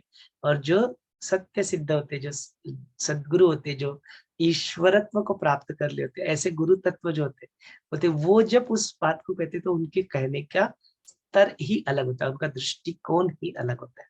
वहां पे अहंकार लवलेश मात्र भी नहीं होता, because they can feel that belongingness towards the entire जगत। पूरे जगत के साथ अपना एक तत्व जो है उस नॉन ड्यूअल, उस अद्वैत को फील कर पाते। इसके लिए अपने जीवन में वो इस तरह से होता है। तो ये this is an another aspect of that जो हमने यहाँ पे देखा कि क्यों ऐसे उनकी विसिनिटी में वैसे एनलाइटन मास्टर्स या जो होते हैं उनकी विसिनिटी में ये सब कुछ होने लगता है। तो there are these 3 aspect, the one who is experiencer, that is what you are. The one who is giving you experience, उसके ऊपर की आपकी श्रद्धा, and the one who is giving you experience, he himself is in that state of that चिन्मात्र। ये तीनों कार्य करने लगते हैं। तो ये सेम चीज you go to the doctor, यदि डॉक्टर के ऊपर आपका विश्वास नहीं है तो बोलते ये डजंट फलीभूत नहीं होता है, वो गोली आपको लगती नहीं है। ये सब कुछ है, ये बहुत बड़ा विज्ञान है actually. It's very heightened awareness जो है ना, ये अध्यात्म का बहुत उच्चतम ज्ञान है, इसको आप समझे नो, इसी में अभी नेक्स्ट प्रश्न भी इससे जुड़ा हुआ है कि the information to knowledge and wisdom, ये प्रश्न पूछा गया था। तो द इंफॉर्मेशन और विजडम और नॉलेज को यहाँ पे समझो। तो यहाँ पे हम लोग क्या कहेंगे कि बोलते हैं चलो एक गीता का ही एक इंफॉर्मेशन यहाँ पे ले लेते हैं। तो बोलते हैं कि Gita talks about laws of karma. पाप और पुण्य के बारे में गीता में समझाती है। तुम यदि बुरे कर्म करोगे तो बुरा होगा, और जो अच्छे कर्म होगे तो तुम्हारा अच्छे साथ। ये बुद्धा भी यही बोलते हैं ना, अच्छा करोगे तो अच्छा होगा, बुरा करोगे तो बुरा होगा। सिंपल तरीके से वही चीज बोलते हैं। अभी यह जो लॉज ऑफ कर्मा है, यह आपने गीता में पढ़ा तो आपको लगा यार कितना सुंदर ज्ञान है ना, इतना सुंदर कि जैसे कर्म करोगे वैसे ही फल मिलेंगे ना। तो वैसे जैसे कर्म करता है इंसान वैसे ही फल देता है, भगवान बोलते ही है। अभी तुम सपोज प्रिजन स्मार्ट करने किसी जेल में चले गए, यहाँ पे कुछ कोर्स हो रहा है, अभी वहां पे आपकी मुलाकात होती है वहां पे क्रिमिनल्स से। तो बोलते वो सारे क्रिमिनल्स से वहां पे मुलाकात होती है। तो फिर वहां पे आप गीता का ज्ञान देना नहीं शुरू कर देते हो। अभी वहां पे कुछ लोग बैठे हुए, उनकी हाथ से क्राइम हो चुका है, they are already regretting that ना, विक्टिम कॉन्शियसनेस में है। और तुम उनको जाके गीता की ज्ञान इन शब्दों में सुनाते हो कि देखो भाई तुमने तो अभी बुरे कर्म किए, अभी भुगतो फल। तुम कुछ गलत नहीं बोल रहे हो, तुम उनको गीता का ज्ञान ही बता रहे हो, भाई तुमने कर्म किए अभी भुगतो फल, तुम्हें तो उससे भी छुटकारा नहीं है ना। वो जो कर्मों के फूल है फल है उसको तुम्हें भुगतना ही पड़ेगा, भुगतो अभी। ऐसे यदि तुम उनको गीता का ज्ञान सुनाते हो तो उनकी जीवन में क्या उनको अपलिफ्टेड फील होगा? क्या उनकी जीवन में उन प्राण शक्ति को अपलिफ्टेड फील होगा उनको? और ज्यादा जो डिप्रेशन है और ज्यादा गहरा हो जाएगा, और ज्यादा डिप्रेस्ड वो फील करने लगेंगे अपने इसके लिए। तो बोलते हैं वो सेंटेंस जो था, वो जो इंफॉर्मेशन जो था तुमने गीता में जो सुना, क्या वो उन व्यक्ति के लिए उस परिस्थिति में ज्ञान बना क्या? बोलते यही डिफरेंस होता है द इंफॉर्मेशन और नॉलेज। यदि उनकी जीवन में वहां पे बैठ के उसके मुख से निकलने वाली वाणी से यदि उनकी जीवन में वो प्राण शक्ति बढ़ जाए, आपने उनको कुछ बोलने से ज्यादा कुछ सुदर्शन क्रिया ही करा दिया, तो उनकी जीवन में वो जो प्राण शक्ति जो अपलिफ्ट फील उनको हो वो, या आपके मुख से निकलने वाले जो शब्द है उनको ऐसे अपलिफ्ट फील कराए नो, ऐसे ऊपर उठा हुआ, या कुछ है नहीं जो था वो हो गया, वो ऐसे छूट गया पीछे। अभी मेरी जीवन में अभी मैं जेल में रह के भी अपने योगा प्राणायाम मेडिटेशन नॉलेज उसको मैं पढ़ सकता हूँ, अपनी जीवन को मुक्ति और जीवन मुक्त मोक्ष की तरफ मैं लेके जा सकता हूँ जेल में होने के बावजूद भी। यह विश्वास, वो गुरु के प्रति, इन शास्त्र के प्रति वो श्रद्धा, उनके वचनों के प्रति, उनके सिखाए हुए टेक्निक्स के प्रति वो श्रद्धा उनके जीवन में आप लेके आए, उससे जो उनका उत्थान होगा, उससे जो उनका कल्याण होगा, बोलते वो नॉलेज है। Not that what you read, B it योग वशिष्ठ और बी इट भगवत गीता। बोलते वो इंफॉर्मेशन हो गया, इट इज जस्ट माहिती, इट इज जस्ट इंफॉर्मेशन। जब तक आप सामने वाले वस्तु व्यक्ति परिस्थिति का कॉन्टेक्स्ट देख के उस शब्दों का चयन या अपने व्यवहार को जब तक मॉडिफाई नहीं करते, उस तरह से उसको प्रेजेंट नहीं करते, तब तक उसके लिए ज्ञान नहीं बनता। No, it doesn't become a wisdom for them. That is the difference between information, माहिती and the knowledge and wisdom. ना? तो उस बात को सजगता के साथ, और यार ये कब संभव है? When you are aware, जब आप पूरी तरह से सजगता में हो, तब आपको पता रहेगा कि किस वक्त मौन रहना है, किस वक्त किन शब्दों का चयन करना है, अकॉर्डिंग टू वस्तु परिस्थिति, अकॉर्डिंग टू ऑडियंस ना। फिर वैसे यह व्यक्ति जब कुछ बच्चों के साथ भी हो जाए तब भी वो पीएचडी का ज्ञान नहीं डालेंगे उधर, वो इतना टेक्निकल टर्म्स वाले, वो बिल्कुल उनके जैसे बन के, बच्चों के जैसे बन के, उनके जैसे बन के उनको सिखाएंगे, जो भी सिखाना उनके लेवल पे उतर के सीखेंगे, बताएंगे, या उनके लेवल पे होकर बैठ के वहां पे बात करेंगे। वही व्यक्ति जब ऑफिस में चला जाएगा कॉर्पोरेट वर्ल्ड में, when he is interacting with the businessman, उसके चयन शब्दों के अलग होंगे, उनका व्यवहार अलग होगा वहां पे। और इस तरह से अपने आप को वहां पे व्यक्त करेंगे, तो बोलते that is all okay. But अंदर से देखिए तो बच्चे में भी वही चैतन्य नजर आए, जो जो क्रिमिनल जो बैठा हुआ है, जो विक्टिम है, उसमें उसमें विक्टिम को नजर आए, उसमें भी वही चैतन्य को देखिए। और जब कॉर्पोरेट वर्ल्ड में जाके तुम्हारे सामने तुम्हारा सबऑर्डिनेट है या तुम्हारा बॉस है, दोनों में भी, चारों में वो चैतन्य को अंदर से यदि देख पाओ, तो बोलते वो विजडम है, वो ज्ञान है। तो चारों के प्रति जो तुम्हारा व्यवहार है, वो उस क्षण के लिए जो आवश्यक है, वैसे वर्तन को, वैसे व्यवहार को करना, यही जीवन मुक्त का स्थिति होता है। तो बोलते ऐसे है, तो बोलते ये सारी चीजों में जो नेक्स्ट जो चैप्टर आता है उसके कुछ प्रश्न यहाँ पे पूछे गए, तो उन प्रश्नों को भी यहाँ पे देख लेते हैं। यहाँ पे मनीष जी का प्रश्न था, कर्म का करना हमारा डीएनए चेंज होता है? यस, बिल्कुल। आपके जो कार्य जो है, वो आपके कार्य से आपके डीएनए भी चेंज होते थे। बोलते जैसे कुछ सालों पहले आपका जो डीएनए था वो डीएनए, और बोलते आपके कार्यों से आपका जो डीएनए, बोलते उसमें परिवर्तन आता है। It's a part of your evolution.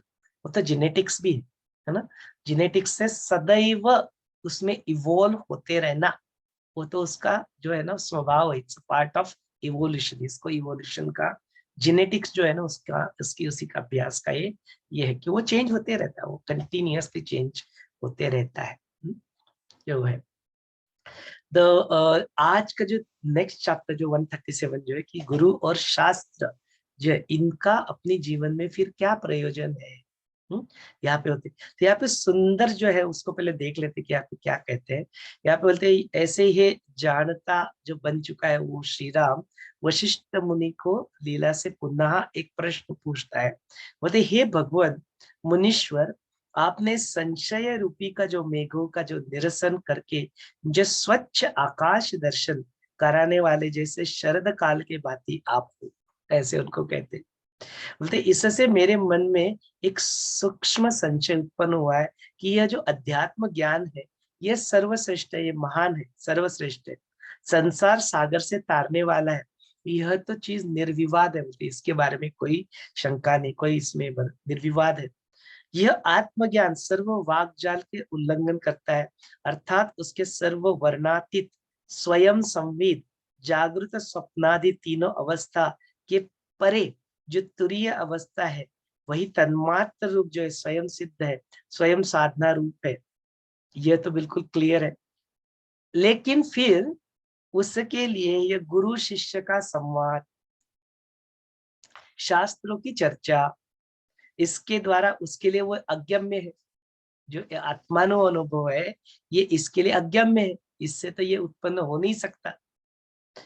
बोलते ऐसे बड़े बड़े महात्माओं का भी प्रत्यक्ष वर्णन करने के लिए इसके बारे में कतराते हैं, टालते हैं।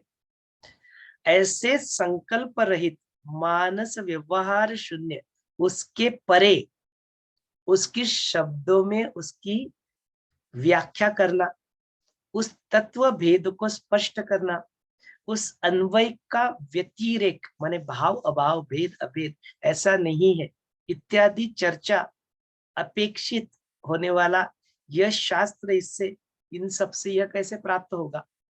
बोले इसके जो परे है वो इनसे कैसे प्राप्त होगा? कितना सुंदर प्रश्न है ना। बोलते if it is beyond all this thing, how this can becomes a means to achieve that, यही प्रश्न है। बोलते ऐसे शास्त्र से कैसे प्राप्त होगा? बोलते ऐसे विकल्प में विविध पदार्थ के जो वैशिष्ट वर्णन यहाँ पे क्या है, उसका यह उद्देश्य है। ऐसे शब्दादि शास्त्र से यह ज्ञान कैसे होगा? How one will be able to achieve that knowledge which is beyond the limit of this knowledge, उसको कैसे प्राप्त होगा? देन बोलते ऐसे इसके सबके ऊपर आधारित जो फिर वाद विवाद जो होते रहते, अनेक प्रकार के अवतार और मूर्ति हम लोग कहते, अनेक प्रकार के गुरु यहाँ पे होके गए, अनेक प्रकार की उपासनाओं, अनेक सारे टेक्निक्स यहाँ पे होके गए, अनेक प्रकार के जो विविध आचार विचारों की जो भ्रांति जो यहाँ पे हो गई है, अनेक प्रकार के प्रश्न चिन्ह जो निर्माण करके जो किसी शहाना जो होता है, बोलते उसको भी जो यह ऐसे कंफ्यूज करके रख देते हैं। ऐसे कई सारे गुरु शास्त्र चित्तादि की जो कल्पना की हुई है, वो कैसे फिर वो क्यों की हुई है? ऐसे शास्त्रों को फिर कैसे हम लोग प्रमाण मान सकते हैं? उसको इतना महत्व क्यों दिया गया है? हे भगवान, गुरु शास्त्रादि के उपाय इस तत्व ज्ञान का कारण नहीं है, ये हम लोग जानते हैं। ये निश्चित तौर से आप मुझे कृपा करके उसको एक्सप्लेन करके बताएं। तो इसके ऊपर वशिष्ठ बनते हैं, महापराक्रमी रामा, तुम जो कह रहे हो बिल्कुल ठीक है। बोलते ये शास्त्र इस आत्मज्ञान का कारण नहीं है। नाना कल्पना संकल्पना करके उनको उन शब्दों से युक्त जो करता है, जो परम पद नाम रहित वाणी को भी जो अगोचर है, उसके बावजूद भी यह शास्त्र ज्ञान के कारण कैसे होते हैं, उसका उत्तम बोध कैसा होता है, वो मैं तुम्हें बताता हूँ, वो तुम अभी यहाँ पे सुनो। तो उसके लिए वो जो एक जो कावड़ियों से जो पानी जो लेके जाते हैं, वो कावड़ियों की कथा वहां पे वो वशिष्ठ मुनि प्रभु रामचंद्र जी को सुनाते हैं। तो उस कथा को हम लोग यहाँ पे थोड़ा सा देख लेते। तो बोलते एक ऐसी जगह होती है, वहां पे ऐसे कई सारे जो होते हैं, जो ने कावड़ियों जो होते हैं, वो क्या रहते हैं वहां पे होते हैं। और उनका दिन का जो डेली जो होता है, वो डेली उनका अर्थ की जाना, और फिर वहां से वो नदी से पानी वहां पे ढह के लाना, और उस पानी को वहां पे बेचना। ऐसे कावड़िया वो होते हैं। तो बोलते हैं उनकी जीवन में ऐसा होता है कि धीरे धीरे क्या होता है, वो नदी का जो पानी होता है, वो नदी का पानी धीरे धीरे वहां पे वो नदी सूखने लगती है। तो पानी जितनी क्वांटिटी में, जितनी मात्रा में चाहिए, उतनी मात्रा में उनको उपलब्ध नहीं होता। तो फिर वो जो कावड़ियों का जो बिजनेस जो है, वो धीरे धीरे धीरे ठप होने लगता है। तो अभी रोजमर्रा की जिंदगी तो उनको जीनी है, तो उनको कुछ और तो कुछ हासिल करना है। तो देन वो क्या करते हैं, अपना जो मूल बिजनेस, जो कावड़ियों का जो मूल बिजनेस है, उसको छोड़ के फिर वो क्या करते हैं, धीरे धीरे जंगलों की तरफ बढ़ने लगते हैं। तो ऑब्वियसली बात है, जो पानी सूखने लगेगा तो क्या होगा, तो बोलते हैं फिर लकड़ियां, जो पेड़ सूखने लगेंगे तो सूखी लकड़ियां ज्यादा मात्रा में उपलब्ध होने लगी। तो बोलते हैं वो फिर उसी बिजनेस को करने लगते हैं। ऐसे कुछ लोग जो है जंगलों में जाते हैं, और वहां की जो लकड़ियां, सूखी लकड़ियां, उनको बांध के लेके आना, और उसी से बेचना, और उसी से अपना जो है वो चलाने लगते हैं। तो बोलते ऐसे करते करते करते करते जो वो जंगलों में जाने लगते हैं, तो बोलते उनको उनका मूल उद्देश्य क्या होता है, जंगलों में जाना, सूखी लकड़ियों को ढूंढना, उसको लाके बेचना, और अपने उधर निर्वाह को चलाना। ये उनके पहले वाला जो उद्देश्य था, इस उद्देश्य से जाते। लेकिन बोलते जैसे जैसे वो जंगल सूखता जाता है, वैसे वैसे उनको कई सारे वो जंगलों में जो पुराने जो कई सारे वहां पे व्यक्ति वस्तु परिस्थिति उत्पन्न हुई थी, उसकी वजह से वहां पे कई सारी जगह पे छोटे छोटे कुछ सोने की मुद्राएं है, कहीं पे चांदी है, कहीं पे वस्त्र अलंकार, ऐसी कोई सारी चीजें हिडन जो संपत्तियां होती है, बोलते वो उनको मिलने लगती है। तो बोलते उसके बाद में फिर ऐसे करते करते करते कुछ लोगों को वहां पे वो जो चिंतामणि होता है, वो चिंतामणि भी उनको मिल जाता है। और फिर तो चिंतामणि को फिर लाके यहाँ पे फिर वो अपने जीवन को बिल्कुल ऐसे सुख में वहां पे सारे लोग बिताते हैं। इस तरह से ये कथा वहां पे कही जाती है। वशिष्ठ मुनि वो कथा राम को बताते। प्रभु रामचंद्र जी बोलते हैं कि इस कथा का उद्देश्य क्या है, क्यों सुनाया, what is the purpose of this, moral of the story, वो भी कृपया बताए। तो बोलते देखो, अपने जीवन में जो कावड़िए जो थे, वैसे ही अपने जीवन में ये सब मानव होते।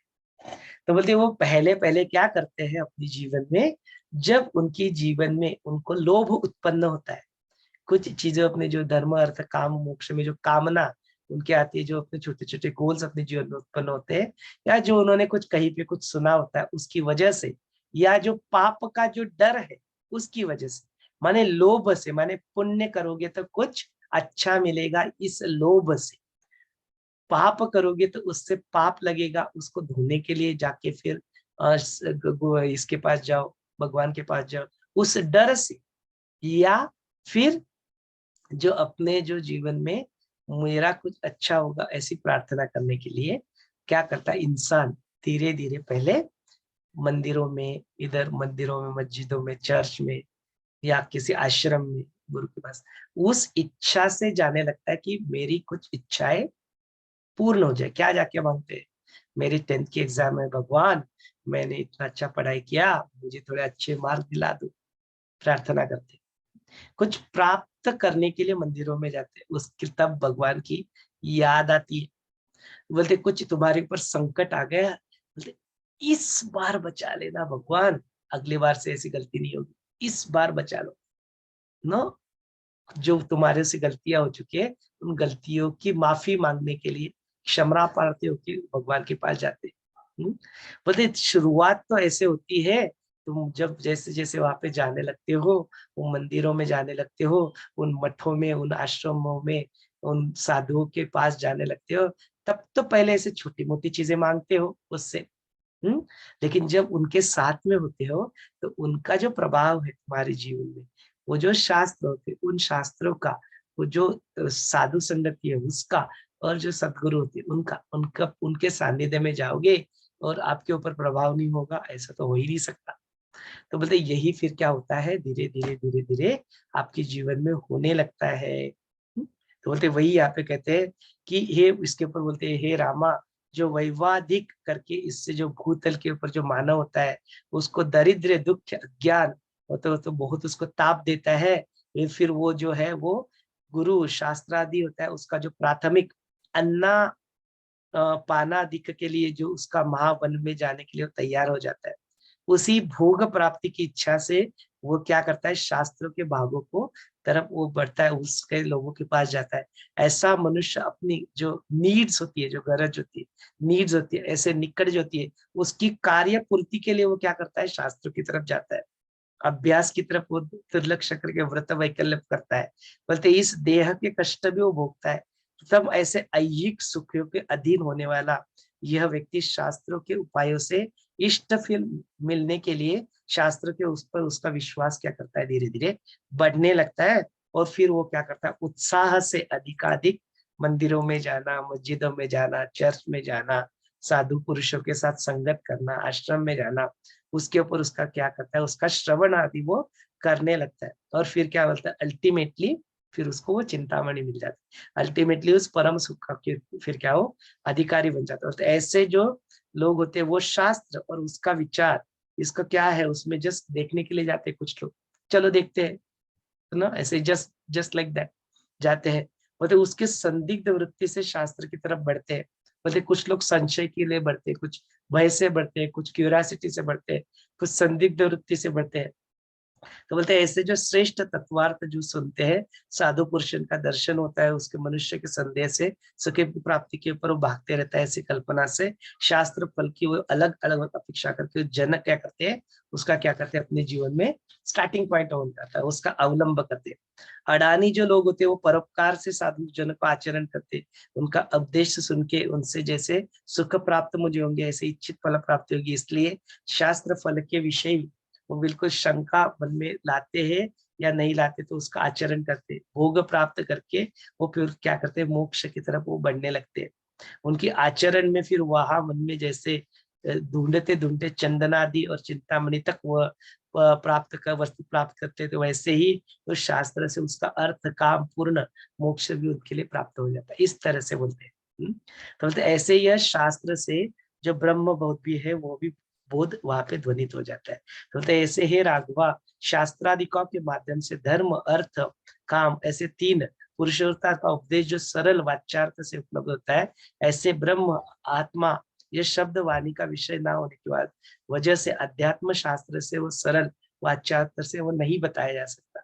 रामा वसंत लक्ष्मी से नव पल्लव से जो पुष्प गमा से सूचित होने वाला यह शास्त्रों से सरय वाक्यार्थ से यह ब्रह्मबोध केवल ध्वनित होता है, और साक्षात स्वानुभव से ही जानना होता है, और लक्षण से सूचित करने वाला सामर्थ्य शास्त्र विवेचन ही है। उसी की वजह से योग्य पुरुषों को ही ब्रह्मबोध वहां पे होता है। सुंदर स्त्री के मुखमंडल को जैसे चंद्रमा की उपमा दी जाती है, उसके प्रतिबिंब जो आईने में देखा जाता है वो उससे भी डिफरेंट होता है, ऐसे लावण्य होता है। इससे ये समझ में आता है, प्रत्यक्ष देखते हैं कि उसके सौंदर्य का अनुभव अलग ही होता है। उसी तरह से दृश्य समुदाय और धर्म अर्थ काम इन त्रिवर्गों से अतिशय उत्कृष्ट जो होता है, उससे विलक्षण अनुभव जो ब्रह्म का जो बोध होता है वो शास्त्रों से उत्पन्न होता है। इसके अलावा ऐसे मैं कहूंगा कि तुम्हारे शब्द से जो सर्वश्रेष्ठ जो बोध होता है वो शास्त्रों से प्राप्त नहीं होता है, गुरु से प्राप्त नहीं होता है, ईश्वर पूजन से प्राप्त नहीं होता है। वह सब कुछ केवल परमात्मा की विश्रांति से कारण ना रहते भी ही उसका कारण बन जाता है। वो कैसे, ये मैं तुम्हें बताता हूँ। अभी वो उस एस्पेक्ट से बता रहे कि जो सारे जो तुम्हारे शास्त्र का पठन है, या जो तुम्हारे जीवन में जो गुरु आते हैं, या तुम्हारे जीवन में जो बाकी का ईश्वर की तुम पूजा करते हो, यह कैसे इसका माध्यम बन जाते, ये सिर्फ उससे प्राप्त नहीं होता है, तुमको ही उसको अनुभव कैसे करना है उसके बारे में यहाँ पे बात बता दे। तो बोलते हैं शास्त्रोक्त उपायों के अभ्यास से किए जाने वाला भूगेच्छ रहित होके अतिशय शुद्ध होने वाला जो चित्त है, इच्छा जिसमें नहीं होती, ऐसा अंतर्मुख होके परम पावन आनंदमय पद को जो प्राप्त कर लेता है, वो धीरे धीरे आत्म परायण होते जाता है। ऐसे शास्त्रों की वजह से जो अविद्या रहती है, उसका जो सात्विक भाव का उत्कर्ष होता है, और जो उसका जो रजस और तमस होता है उसका क्या पे निराश होता है, तामसिक प्रवृत्ति वहां पे क्षीण होते जाती है। ऐसे शास्त्रानुसार ज्यादा से ज्यादा आचरण करने वाला पुरुष नित्य प्रतिदिन स्वाध्याय दीप रूप से जल से कायिक, वाचिक और मानसिक, काया वाचा मनसा से जो मल के विषम विकारों का जो क्षालन करता है, उसके अचिंत शास्त्र प्रभाव से परम शुद्धि को प्राप्त होता है। ऐसे परम रात्रि में जो अंधार होता है उससे निकलकर प्रकाश के रूपांतरित जो दिन उजाला होता है, ऐसी उसकी बुद्धि जब आत्म प्रकाश से जब वो दैदीप्यमान हो जाती है, तो बोलते उसी व्यक्ति को फिर आत्मानुभव होने लगता है। तो बोलते कोई और तुम्हें दे नहीं सकता, बाहर की कोई व्यक्ति वस्तु परिस्थिति उस अनुभव को तुम्हें देती नहीं। तो दैट इज वेयर जो अपना गरिमा जी का भी जो प्रश्न होता है, बोलते वो जरूर तुम्हारे जीवन में वो किसान का काम कर सकते हैं, वो फार्मर। बोलते वो जो स्प्राउट होता है ना, जो बीज होता है, वो उसमें खुद में स्प्राउट होने की क्षमता होती है, लेकिन वो किसान क्या करता है, वो वातावरण तैयार नहीं करता है। नो, तो अपने जीवन में जो गुरु होते हैं, वो गुरु ईश्वर या आपकी जो श्रद्धा होती है, वो जो आपके जो पुरुषार्थ होते हैं, वो क्या काम करते हैं, तो शास्त्र को पढ़ना, साधुओं की संगति में रहना। तो बोलते वो किसान के भांति काम करते हैं आपके लिए। नो, वो उस वातावरण की निर्मिति वहां पे करती है जिसमें तुम्हारे अंदर का जो बीज है वो स्प्राउट, वो अंकुरित हो जाता है। और फिर जो अनुभव जो लेते हैं हम लोग, वो अनुभव अपना खुद का होता है, और उस अनुभव को भी छोड़ो बोलते हैं, वो अच्छा बुरा हो सकता है, या कभी हो भी सकता है, कभी नहीं भी हो सकता है। बोलते जो अनुभवी जो है, जो अनुभव ले रहा है, बोलते उसमें तुमको क्या करना है, स्थित हो जाना है। तो बोलते ऐसे वेदांत शास्त्र सृष्टि का जो उच्छेद करने वाली प्रवृत्ति आती है वो नहीं। बोलते अरे ये सर्व बताने वाला जो वेदांत शास्त्र है, अध्यात्म है, ये जगत सृष्टि रूप या नियति का, इस नियति के नियमों का भंग करने वाले, केवल मिथ्या ठहरा के उच्छेद करने वाले प्रवृत्त होने वाला नहीं है। उसके सत्यत्व की कल्पना करना, उसके भेद वासना को दूर करने के लिए प्रवृत्त जो होते हैं, ऐसे अज्ञान का जो पर्दा है उसका दूर करके इस आत्म दर्शन को जो घड़ता है, वही उसका उद्देश्य, योग्य उद्देश्य होता है। जब तक तुम इस प्रकार का शास्त्राभ्यास जन पांडित्य नहीं, तब तक यह माया संसार भय उत्पन्न करते रहता है। मात्र जहाँ पे यह पांडित्य, यह शुष्क तर्कवाद, अभिनिवेश नवे पांडित्य है, ऐसा उज्जवल बुद्धि से इस संसार के चक्र से जब तक तुम नहीं निकलते हो, तब तक तुम्हारी कायम की मुक्ति संभव नहीं। केवल वाद कौशल्य से अभिप्रेत नहीं, तो शुद्ध ज्ञान से, मनन से, निधिध्यास से अतिशय उत्तम होने वाला पांडित्य जैसा ये श्रवणादि जो यत्न जो है, ऐसा सतत अवश्य यह करना चाहिए। ऐसे पांडित्य के बिना कौन से ही दूसरे उपाय से इस भय की निवृत्ति यहाँ पे नहीं होती। फिर उस पांडित्य की प्रशंसा यहाँ पे वशिष्ठ मुनि कहते हैं, माने बेसिकली उस आत्मज्ञान की प्रशंसा यहाँ पे की जाती है। बोलते ऐसे पांडित्य की महती मैं तुम्हें क्या बताऊं। तो बोलते ऐसा पांडित्य, ऐसा आत्मज्ञान, ऐसा आत्माराम में जो स्थित हो जाता है, ऐसे जीवन मुक्त, ऐसे जीवन मुक्तों के सामने बोलते वो सारे इंद्रदेव भी उनके सामने आके झुकते हैं। बोलते जो अनुभव आप ले रहे हो वो अनुभव मुझे प्राप्त हो जाए, ऐसी प्रार्थना वो करते। बोलते ऐसे जो पांडित्य, उनकी जो कथा, उनकी जो महती मैं तुम्हें क्या बताऊं। ऐसे पुंडरीक को जो शुभ्र कमलों से विकसित होने वाला सूर्य, आकाश का मंडन भूषण ये बन जाते। उनके जो धर्मों का जप ताप उपनाश पुण्य कर्मों का, उस धर्मों का अविरुद्ध करके ऐसा लौकिक व्यवहार का कर्म निर्णय करने के लिए उनके दोनों धर्मों के कर्म फल को प्राप्त होने वाला ऐहिक और पारलौकिक का सुख का तारतम्य टिकने के लिए, उसकी गुण गणना करने के लिए ये पंडित ही इस सभा का भूषण होते हैं। मतलब इन श्रोतों में हृदय के संदेह संशयों को दूर करने वाले, उनकी बुद्धि का विकास करने वाले, ऐसे सर्व प्रकार के स्वर्ग सुख को पांडित्य प्राप्त करने वाले, यह आत्म सुख में सागर के अत्यल्प बिंदु से भी जो होते हैं कम होते हैं। मतलब जीवन के पिंड और ब्रह्मांड, उनकी गति जानने वाले जो आत्मज्ञानी पंडित दिव्य गति को यह पहुंच चुके होते हैं, ऐसे पद को प्राप्त करने वाले उनके सामने इंद्र की राज लक्ष्मी भी बिल्कुल एक तृण के भांति, एक गवत के भांति काड़ी की समान तुच्छ होती है। ऐसे पांडित्य का फलस्वरूप जो प्राप्त कर लेते हैं वही आनंद, अधिक योग्यता का ऐश्वर्य, ऐसे सुख पृथ्वी पाताल स्वर्ग इन त्रिभुवनों में कहीं पे नहीं मिलता। इसके लिए वो त्रिभुवनों का भी जो स्वामी है तुम्हारे सामने, उस भक्त के सामने, वो बोलते वो वहां पे उपलब्ध होते हैं। ऐसे शरद ऋतु की पूर्णिमा में निरभ्र चंद्रमंडल को देखने की जो दृष्टि से आह्लाददायक जो स्थिति होती है, ऐसे सत्य शास्त्र के विचारों से उत्पन्न होती है। सत्य देखने वाले ऐसे पंडित्य की जो दृष्टि होती है, यथार्थ दर्शी दृष्टि सच्चिदानंद स्वरूप आत्मा के जगह पे आह्लाददायक करके इस अविद्या रूप दृष्टि को एक क्षण में वो ब्रह्म स्वरूप बना देती है। इस तरह से यहाँ पे वशिष्ठ मुनि कहते हैं। तो बोलते यही जो अपने जो शास्त्राधिक होते हैं, यही सदगुरु अपने जीवन में लाते हैं। उनका एकमात्र उद्देश्य आपके जीवन में होता है कि वो अपने आप से आपको मिला देते, हु यू आर न, उसका उत्तर शब्दों में वर्णन करने के लिए नहीं, तो बोलते उसका स्वयं ही स्वयं को अनुभव हो जाए।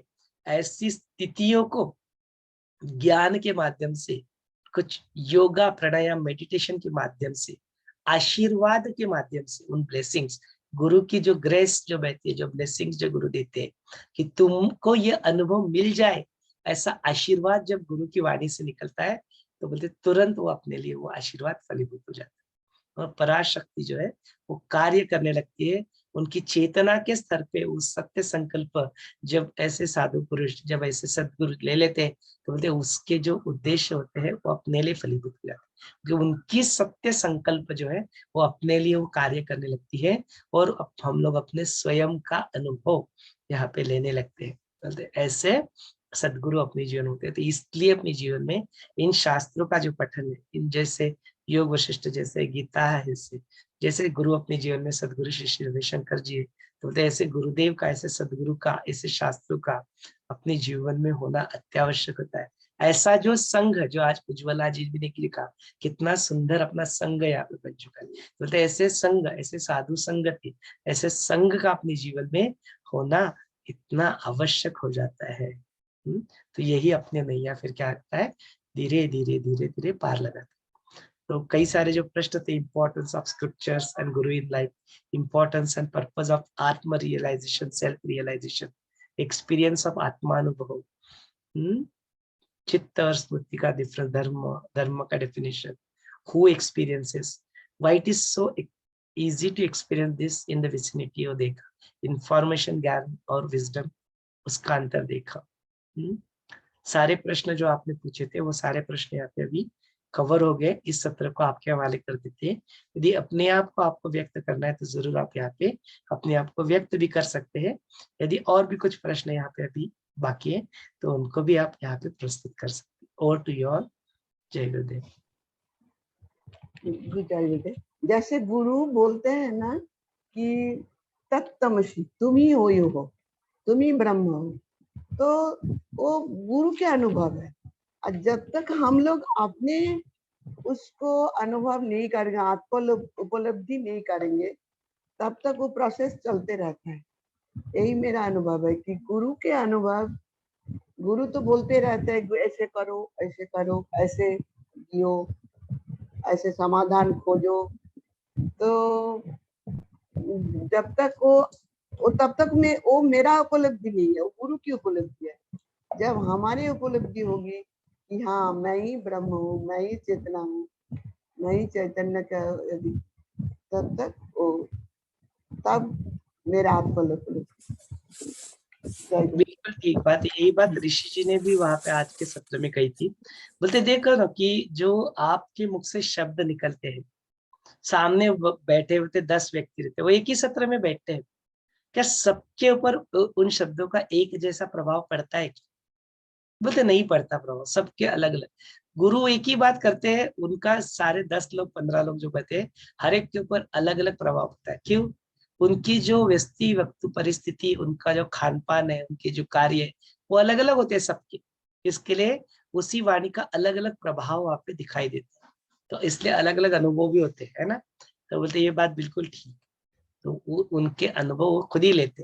सो that is the fundamental truth, कि तुमको तुम्हारा जो अनुभव है खुद ही को करना पड़ेगा, नो, वो बाकी कोई अपने जीवन में नहीं करके देता। हाँ स्मिता जी बोले। अभी जो 2-3 दिन से चल रहा अपना सेशन, और लास्ट में अपन जैसे निर्वाण स्थिति में पहुंच गए उत्तरार्ध में, तो ये पढ़ते पढ़ते ऐसे थोड़ा सा मन का ही मैंने यहाँ लिख लिया है। इससे यही सिद्ध होता है, यही निधिध्यास हमको करना है कि मैं ही सर्वात्मा, मैं ही सर्वव्यापक हूँ।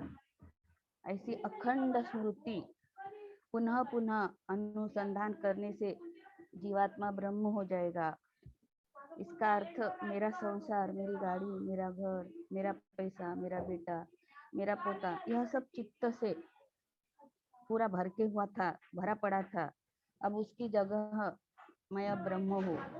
अब ये ब्रह्म लगने लगेगा, मैं चित्त, तो चित्त में जो स्मृति, संसार, जो दृश्य, भ्रम, वो सब नष्ट हो जाएगा। कहीं नित्याध्यास ही करना है कि मैं ही ब्रह्म हूँ, मैं ही परमात्मा हूँ, ये सब करते, तो इससे पुनः पुनः मृत्यु, जन्म, संसार, प्रपंच, यह जो दुख देने वाली बातें हैं, ये सब नष्ट होके परमानंद सुख की प्राप्ति हम लोग पाएंगे। स्मृति में हमारे सिर्फ सर्वव्यापक, सर्व समावेशक, सर्वात्मा, परमात्मा नजर आएगा। माया के जाल में फंसेंगे नहीं। माया तो नष्ट नहीं होगी, पर माया से छुटकारा, संसार से अनासक्ति, ममत्व, यह सब हमारा लोग छूट जाएगा। लास्ट में सिर्फ बचेगी निधिध्यास। रोज करना चाहिए, काम करते करते, खाते पीते, सोते जागते, नींद लगने तक, नींद में जब भी जाग आती है तब भी मैं आत्मा हूँ, मैं परमात्मा हूँ, मेरे अंदर ही पूरा विश्व है। ऐसा पूरा निधिध्यास करते करते पूरा दिन यही हमको रट्टा ही बोलो, पर यही स्मृति में रखना है, मैं आत्मा हूँ। आजू बाजू की व्यक्ति जो है, वस्तु है, परिस्थिति, ये सब आत्मा ही है। यह सतत सतत मन में काम करते, खाते पीते, सोते जागते करना है। यह जब निधिध्यास मन में कर रहे होंगे तो इस पर आजू बाजू के लोग आक्षेप भी नहीं ले सकते, क्योंकि हमारे अंदर चल रहा है ये सब हमारे अंदर चल रहा है। हम तो हाथ से काम कर रहे हैं, संसार का पूरा करते हुए भी निभा रहे, पर ये मन पर हमारा काबू है, तो हम कर सकते हैं, एक साथ 2 काम कर सकते हैं। बाहर का, बाह्य इंद्रियों से जो करना है वो कर्तव्य, और अंदर में हमारे मन में हम लोग निधिध्यास कर रहे हैं, तो इस पर हमारा पर कोई आक्षेप भी नहीं ले सकता। तो अंदर में मैं अंतरात्मा हूँ, मेरा मन अंतरात्मा है। करते करते यह निधिध्यास में चले जाकर खाली बचेगा तो खाली ब्रह्म ब्रह्म परब्रह्म।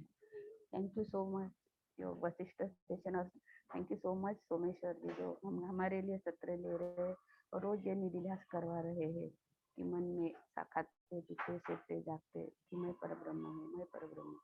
लास्ट में आज भी बोला कि स्वानुभव जो आपने बताया कि स्वानुभव लेना है, मैं ही ब्रह्म हूँ, मैं ही ब्रह्म। बाकी सब शास्त्र छोड़ के अपने पे केंद्रित करके खुद कोई प्रयत्न करना है, खुद कोई मेहनत करना है। जो आप कल भी इतने मन से आपकी तड़प थी कि यही समझ लो शब्द मत फंसो, कुछ ग्रंथों में क्या लिखा है उसमें मत फंसो, और स्वानुभव स्वभाव में रहो। यही हमको खुद जानकर आप हम इतना अच्छा बता रहे, तो thank you so much Someshwar. जय गुरुदेव स्मिता जी, कितना सुंदर अनुभव स्मिता जी ने अभी अपना यहाँ पे व्यक्त किया। कोई और भी अपने अनुभव को यहाँ पे व्यक्त करना चाहते हैं या कुछ प्रश्न पूछना चाहते हैं तो जरूर आप अनम्यूट करके यहाँ पे बात कर सकते हैं। जय गुरुदेव। गुरुजी ने भी एक मैसेज में ऐसे बताया था कि शास्त्रों में उपदेश दिया, तत्वमसि और फिर कहते हैं सोहम, मतलब ऐसा उन्होंने बताया गुरुजी कि हम वही हैं। बिल्कुल ठीक बात, बिल्कुल ठीक बात है मनीष। कोई अंतर है ही नहीं, वही हम है, हम ही वही है। बोलते गुरु, ज्ञान, ईश्वर और आप स्वयं अलग अलग नहीं है, एक ही है। मतलब गुरु ही वही ज्ञान है, ज्ञान ही वही गुरु है, ईश्वर भी वही, तुम भी स्वयं वही हो। तो तुम ही ब्रह्मा विष्णु महेश, ईश्वर, शिव, ब्रह्म, पर ब्रह्म का जो स्वरूप हो, तुम स्वयं ही हो। उस स्वयं का ही अनुभव, अनुभवी में बन जाओ, वो स्वयं का ही अनुभव, वही सेल्फ रियलाइजेशन, वही आत्मज्ञान। और गुरु वो आत्मज्ञान सबको देना चाहते हैं, वह सेल्फ रियलाइजेशन सबको कराना चाहते हैं, कराते भी है। जैसे गरिमा जी ने बताया ना कि एक छोटा सा एक सुदर्शन क्रिया या कुछ ध्यान का सत्र लेते तो उसका अनुभव देते ही है, वो ध्यान में वो अनुभव हो ही जाता है सबको। बस हम लोग क्या करते हैं, उसको याद नहीं रखते, भूल जाते हैं फिर बार बार ना। तो गुरु भी बिल्कुल ही, उनका पेशेंस लेवल देखो ना, कितने सालों से, साल तो क्या, कितने अस्तित्व के शुरुआत से ही जो गुरु तत्व है वो ये काम करते ही आया और कभी थकता नहीं, बार बार तुम्हें जगाता है, बार बार बार। कभी भी नहीं थकेगा, कभी जिंदगी में कभी नहीं थक सकता। वो तत्व जो है ना, वो तुम्हें बार बार जगाएगा, बिकॉज उसका उद्देश्य भी वही, गुरु तत्व का उद्देश्य वही, उनका पर्पज ही वही कि तुम्हें जगाना, तुम्हें उस बात को समझाना कि तुम कौन हो, अपने आप से मिलाना। यही तो गुरु करते हैं अपने जीवन में। कितना सुंदर, सो अमेजिंग। यदि आप भी अपने आप अनुभव या कुछ आप व्यक्त करना चाहते हैं, या वेलकम टू, अपने आप को अनम्यूट करके आप बात कर सकते जय गुरुदेव भैया, हैं। आवाज सुनाई दे रही है? हाँ प्रतिमा जी बोलिए। मुझे वो स्थिति से तो संस्कार स्थिति से भी आते हैं, और हमारा जो व्यवहार अर्जित करते हैं इस जन्म में, जो व्यवहार संशोधित करती हूँ, तो उससे हमारा संस्कार बन सकते हैं। और जो प्रोफेशन में हम रहते हैं इस जन्म के बाद, तो वो प्रोफेशन का शरीर छूटने के बाद तो कोई संपर्क नहीं रहती है, लेकिन उस प्रोफेशन में हम जो व्यवहार करते हैं उसका प्रभाव हमारा संस्कार में आते हैं क्या? आपके कार्य क्या आप करते हो, उससे आपके संस्कार का लेना देना हो भी सकता है और नहीं भी हो सकता है, आपके ऊपर निर्भर करता है। It's up to you. Because जीवन में कई सारे लोगों के कुछ कार्य होते हैं, वो कार्य करते हैं as a part of their profession, उनको करना पड़ता है, बट उसके चित्त के ऊपर इंप्रेशन बनने देना या ना बनने देना आपके ऊपर निर्भर करता है, आपके ऊपर है। जो दिन भर जो स्ट्रेस आपने एक्यूमुलेट किया अपने वर्क लोकेशन में, उसको आके शाम के समय सत्संग में बैठ गए, धो दिया, वो खत्म, स्ट्रेस पूरी एलिमिनेट। सुबह उठ के उस साधना को कर लिया, उस सुदर्शन क्रिया को कर लिया, योग वशिष्ठ का ज्ञान सुन लिया, वाइप आउट। कोई चित्त के ऊपर इंप्रेशन नहीं रहे उसकी, वाइप आउट हो गया ना। पोस्ट डाला, बोलते हैं कुछ तो लिखा, लेकिन फिर डस्टर है, डस्टर को यूज करके वाइप आउट कर दिया। ये आपके हाथ में, उसको एलिमिनेट करना। तो यही बात है कि आप क्या करो, ऐसे जो चित्त के ऊपर जो इंप्रेशंस पड़ते हैं, क्योंकि वो रोज कुछ ना कुछ तो स्ट्रेस आएगा, कुछ ना कुछ तो होगा, है ना। तो नियति है, वो तो इट्स देयर। धूल मिट्टी तो आएगी रोज, रोज झाड़ू तो लगाना ही पड़ता है अपने, रोज अपने को स्नान करना ही पड़ता है। तो वो यदि ये स्वच्छता जो हम लोग आजू बाजू के वातावरण की, शरीर की रखते हैं, वैसे मन की भी तो रखनी चाहिए कि नहीं। वो स्वच्छता मन की रखना ही यही सब कुछ है। और चित्त को बार बार ट्रांसेंड करना, वो चित्त को बार बार डिसॉल्व करना, यही तो अभ्यास है, निधिध्यास ना। तो वो झाड़ू लगाने का ही काम करते हैं हम लोग, वही है और वही करना है। हुँ? अपने आप में स्थित रहना, बाकी के सारे कार्य करते हुए भी ना। तो फॉर एग्जाम्पल, जैसे मैं एक एग्जाम्पल के तौर पे ही आपको बता देता हूँ। जैसे कोई सपोज कोई जो अपने कोड़ी होते, पता है ना, जो फिशरमैन होते, अभी किसी ने फिशरमैन करके ही जन्म ले लिया है ना, और उसका जो बिजनेस है वो फिशरमैन ही हो, वैसे मछली पकड़ के बेचना, that is what is his work. तो फिर क्या उसको गति नहीं है, वो कभी बनेगा ही नहीं, है ना। लेकिन वाल्याकोड़ी जिसका जो ज्ञान जो सुन रहे हैं, उसकी रचना जिन्होंने की है, वो तो वाल्याकोड़ी ही थे वो, है ना। वाल्मीकि जो ऋषि जो बने वाल्मीकि बाद में, वो तो बीच पहले क्या थे, वाल्मीकि कोड़ी थे, वाल्याकोड़ी बोलते, है ना। तो आइडिया क्या है पता है क्या, कि आइडिया ये है कि आपने क्या कार्य कर रहे हैं उसके ऊपर डिपेंडेंट नहीं है बहुत सारी चीजें। और करते करते आपके ऊपर, नहीं तो फिर वो पुजारी बन के भी उसके कार्य रोज उठ के पूजा करता है, लेकिन वो इतना लोभ उसके अंदर है, इतना काम वासना उसके अंदर है, इतना सब कुछ अभी भी भरा पड़ा हुआ है, तो फिर उसके पूजा के कार्य करके भी कोई फायदा नहीं है।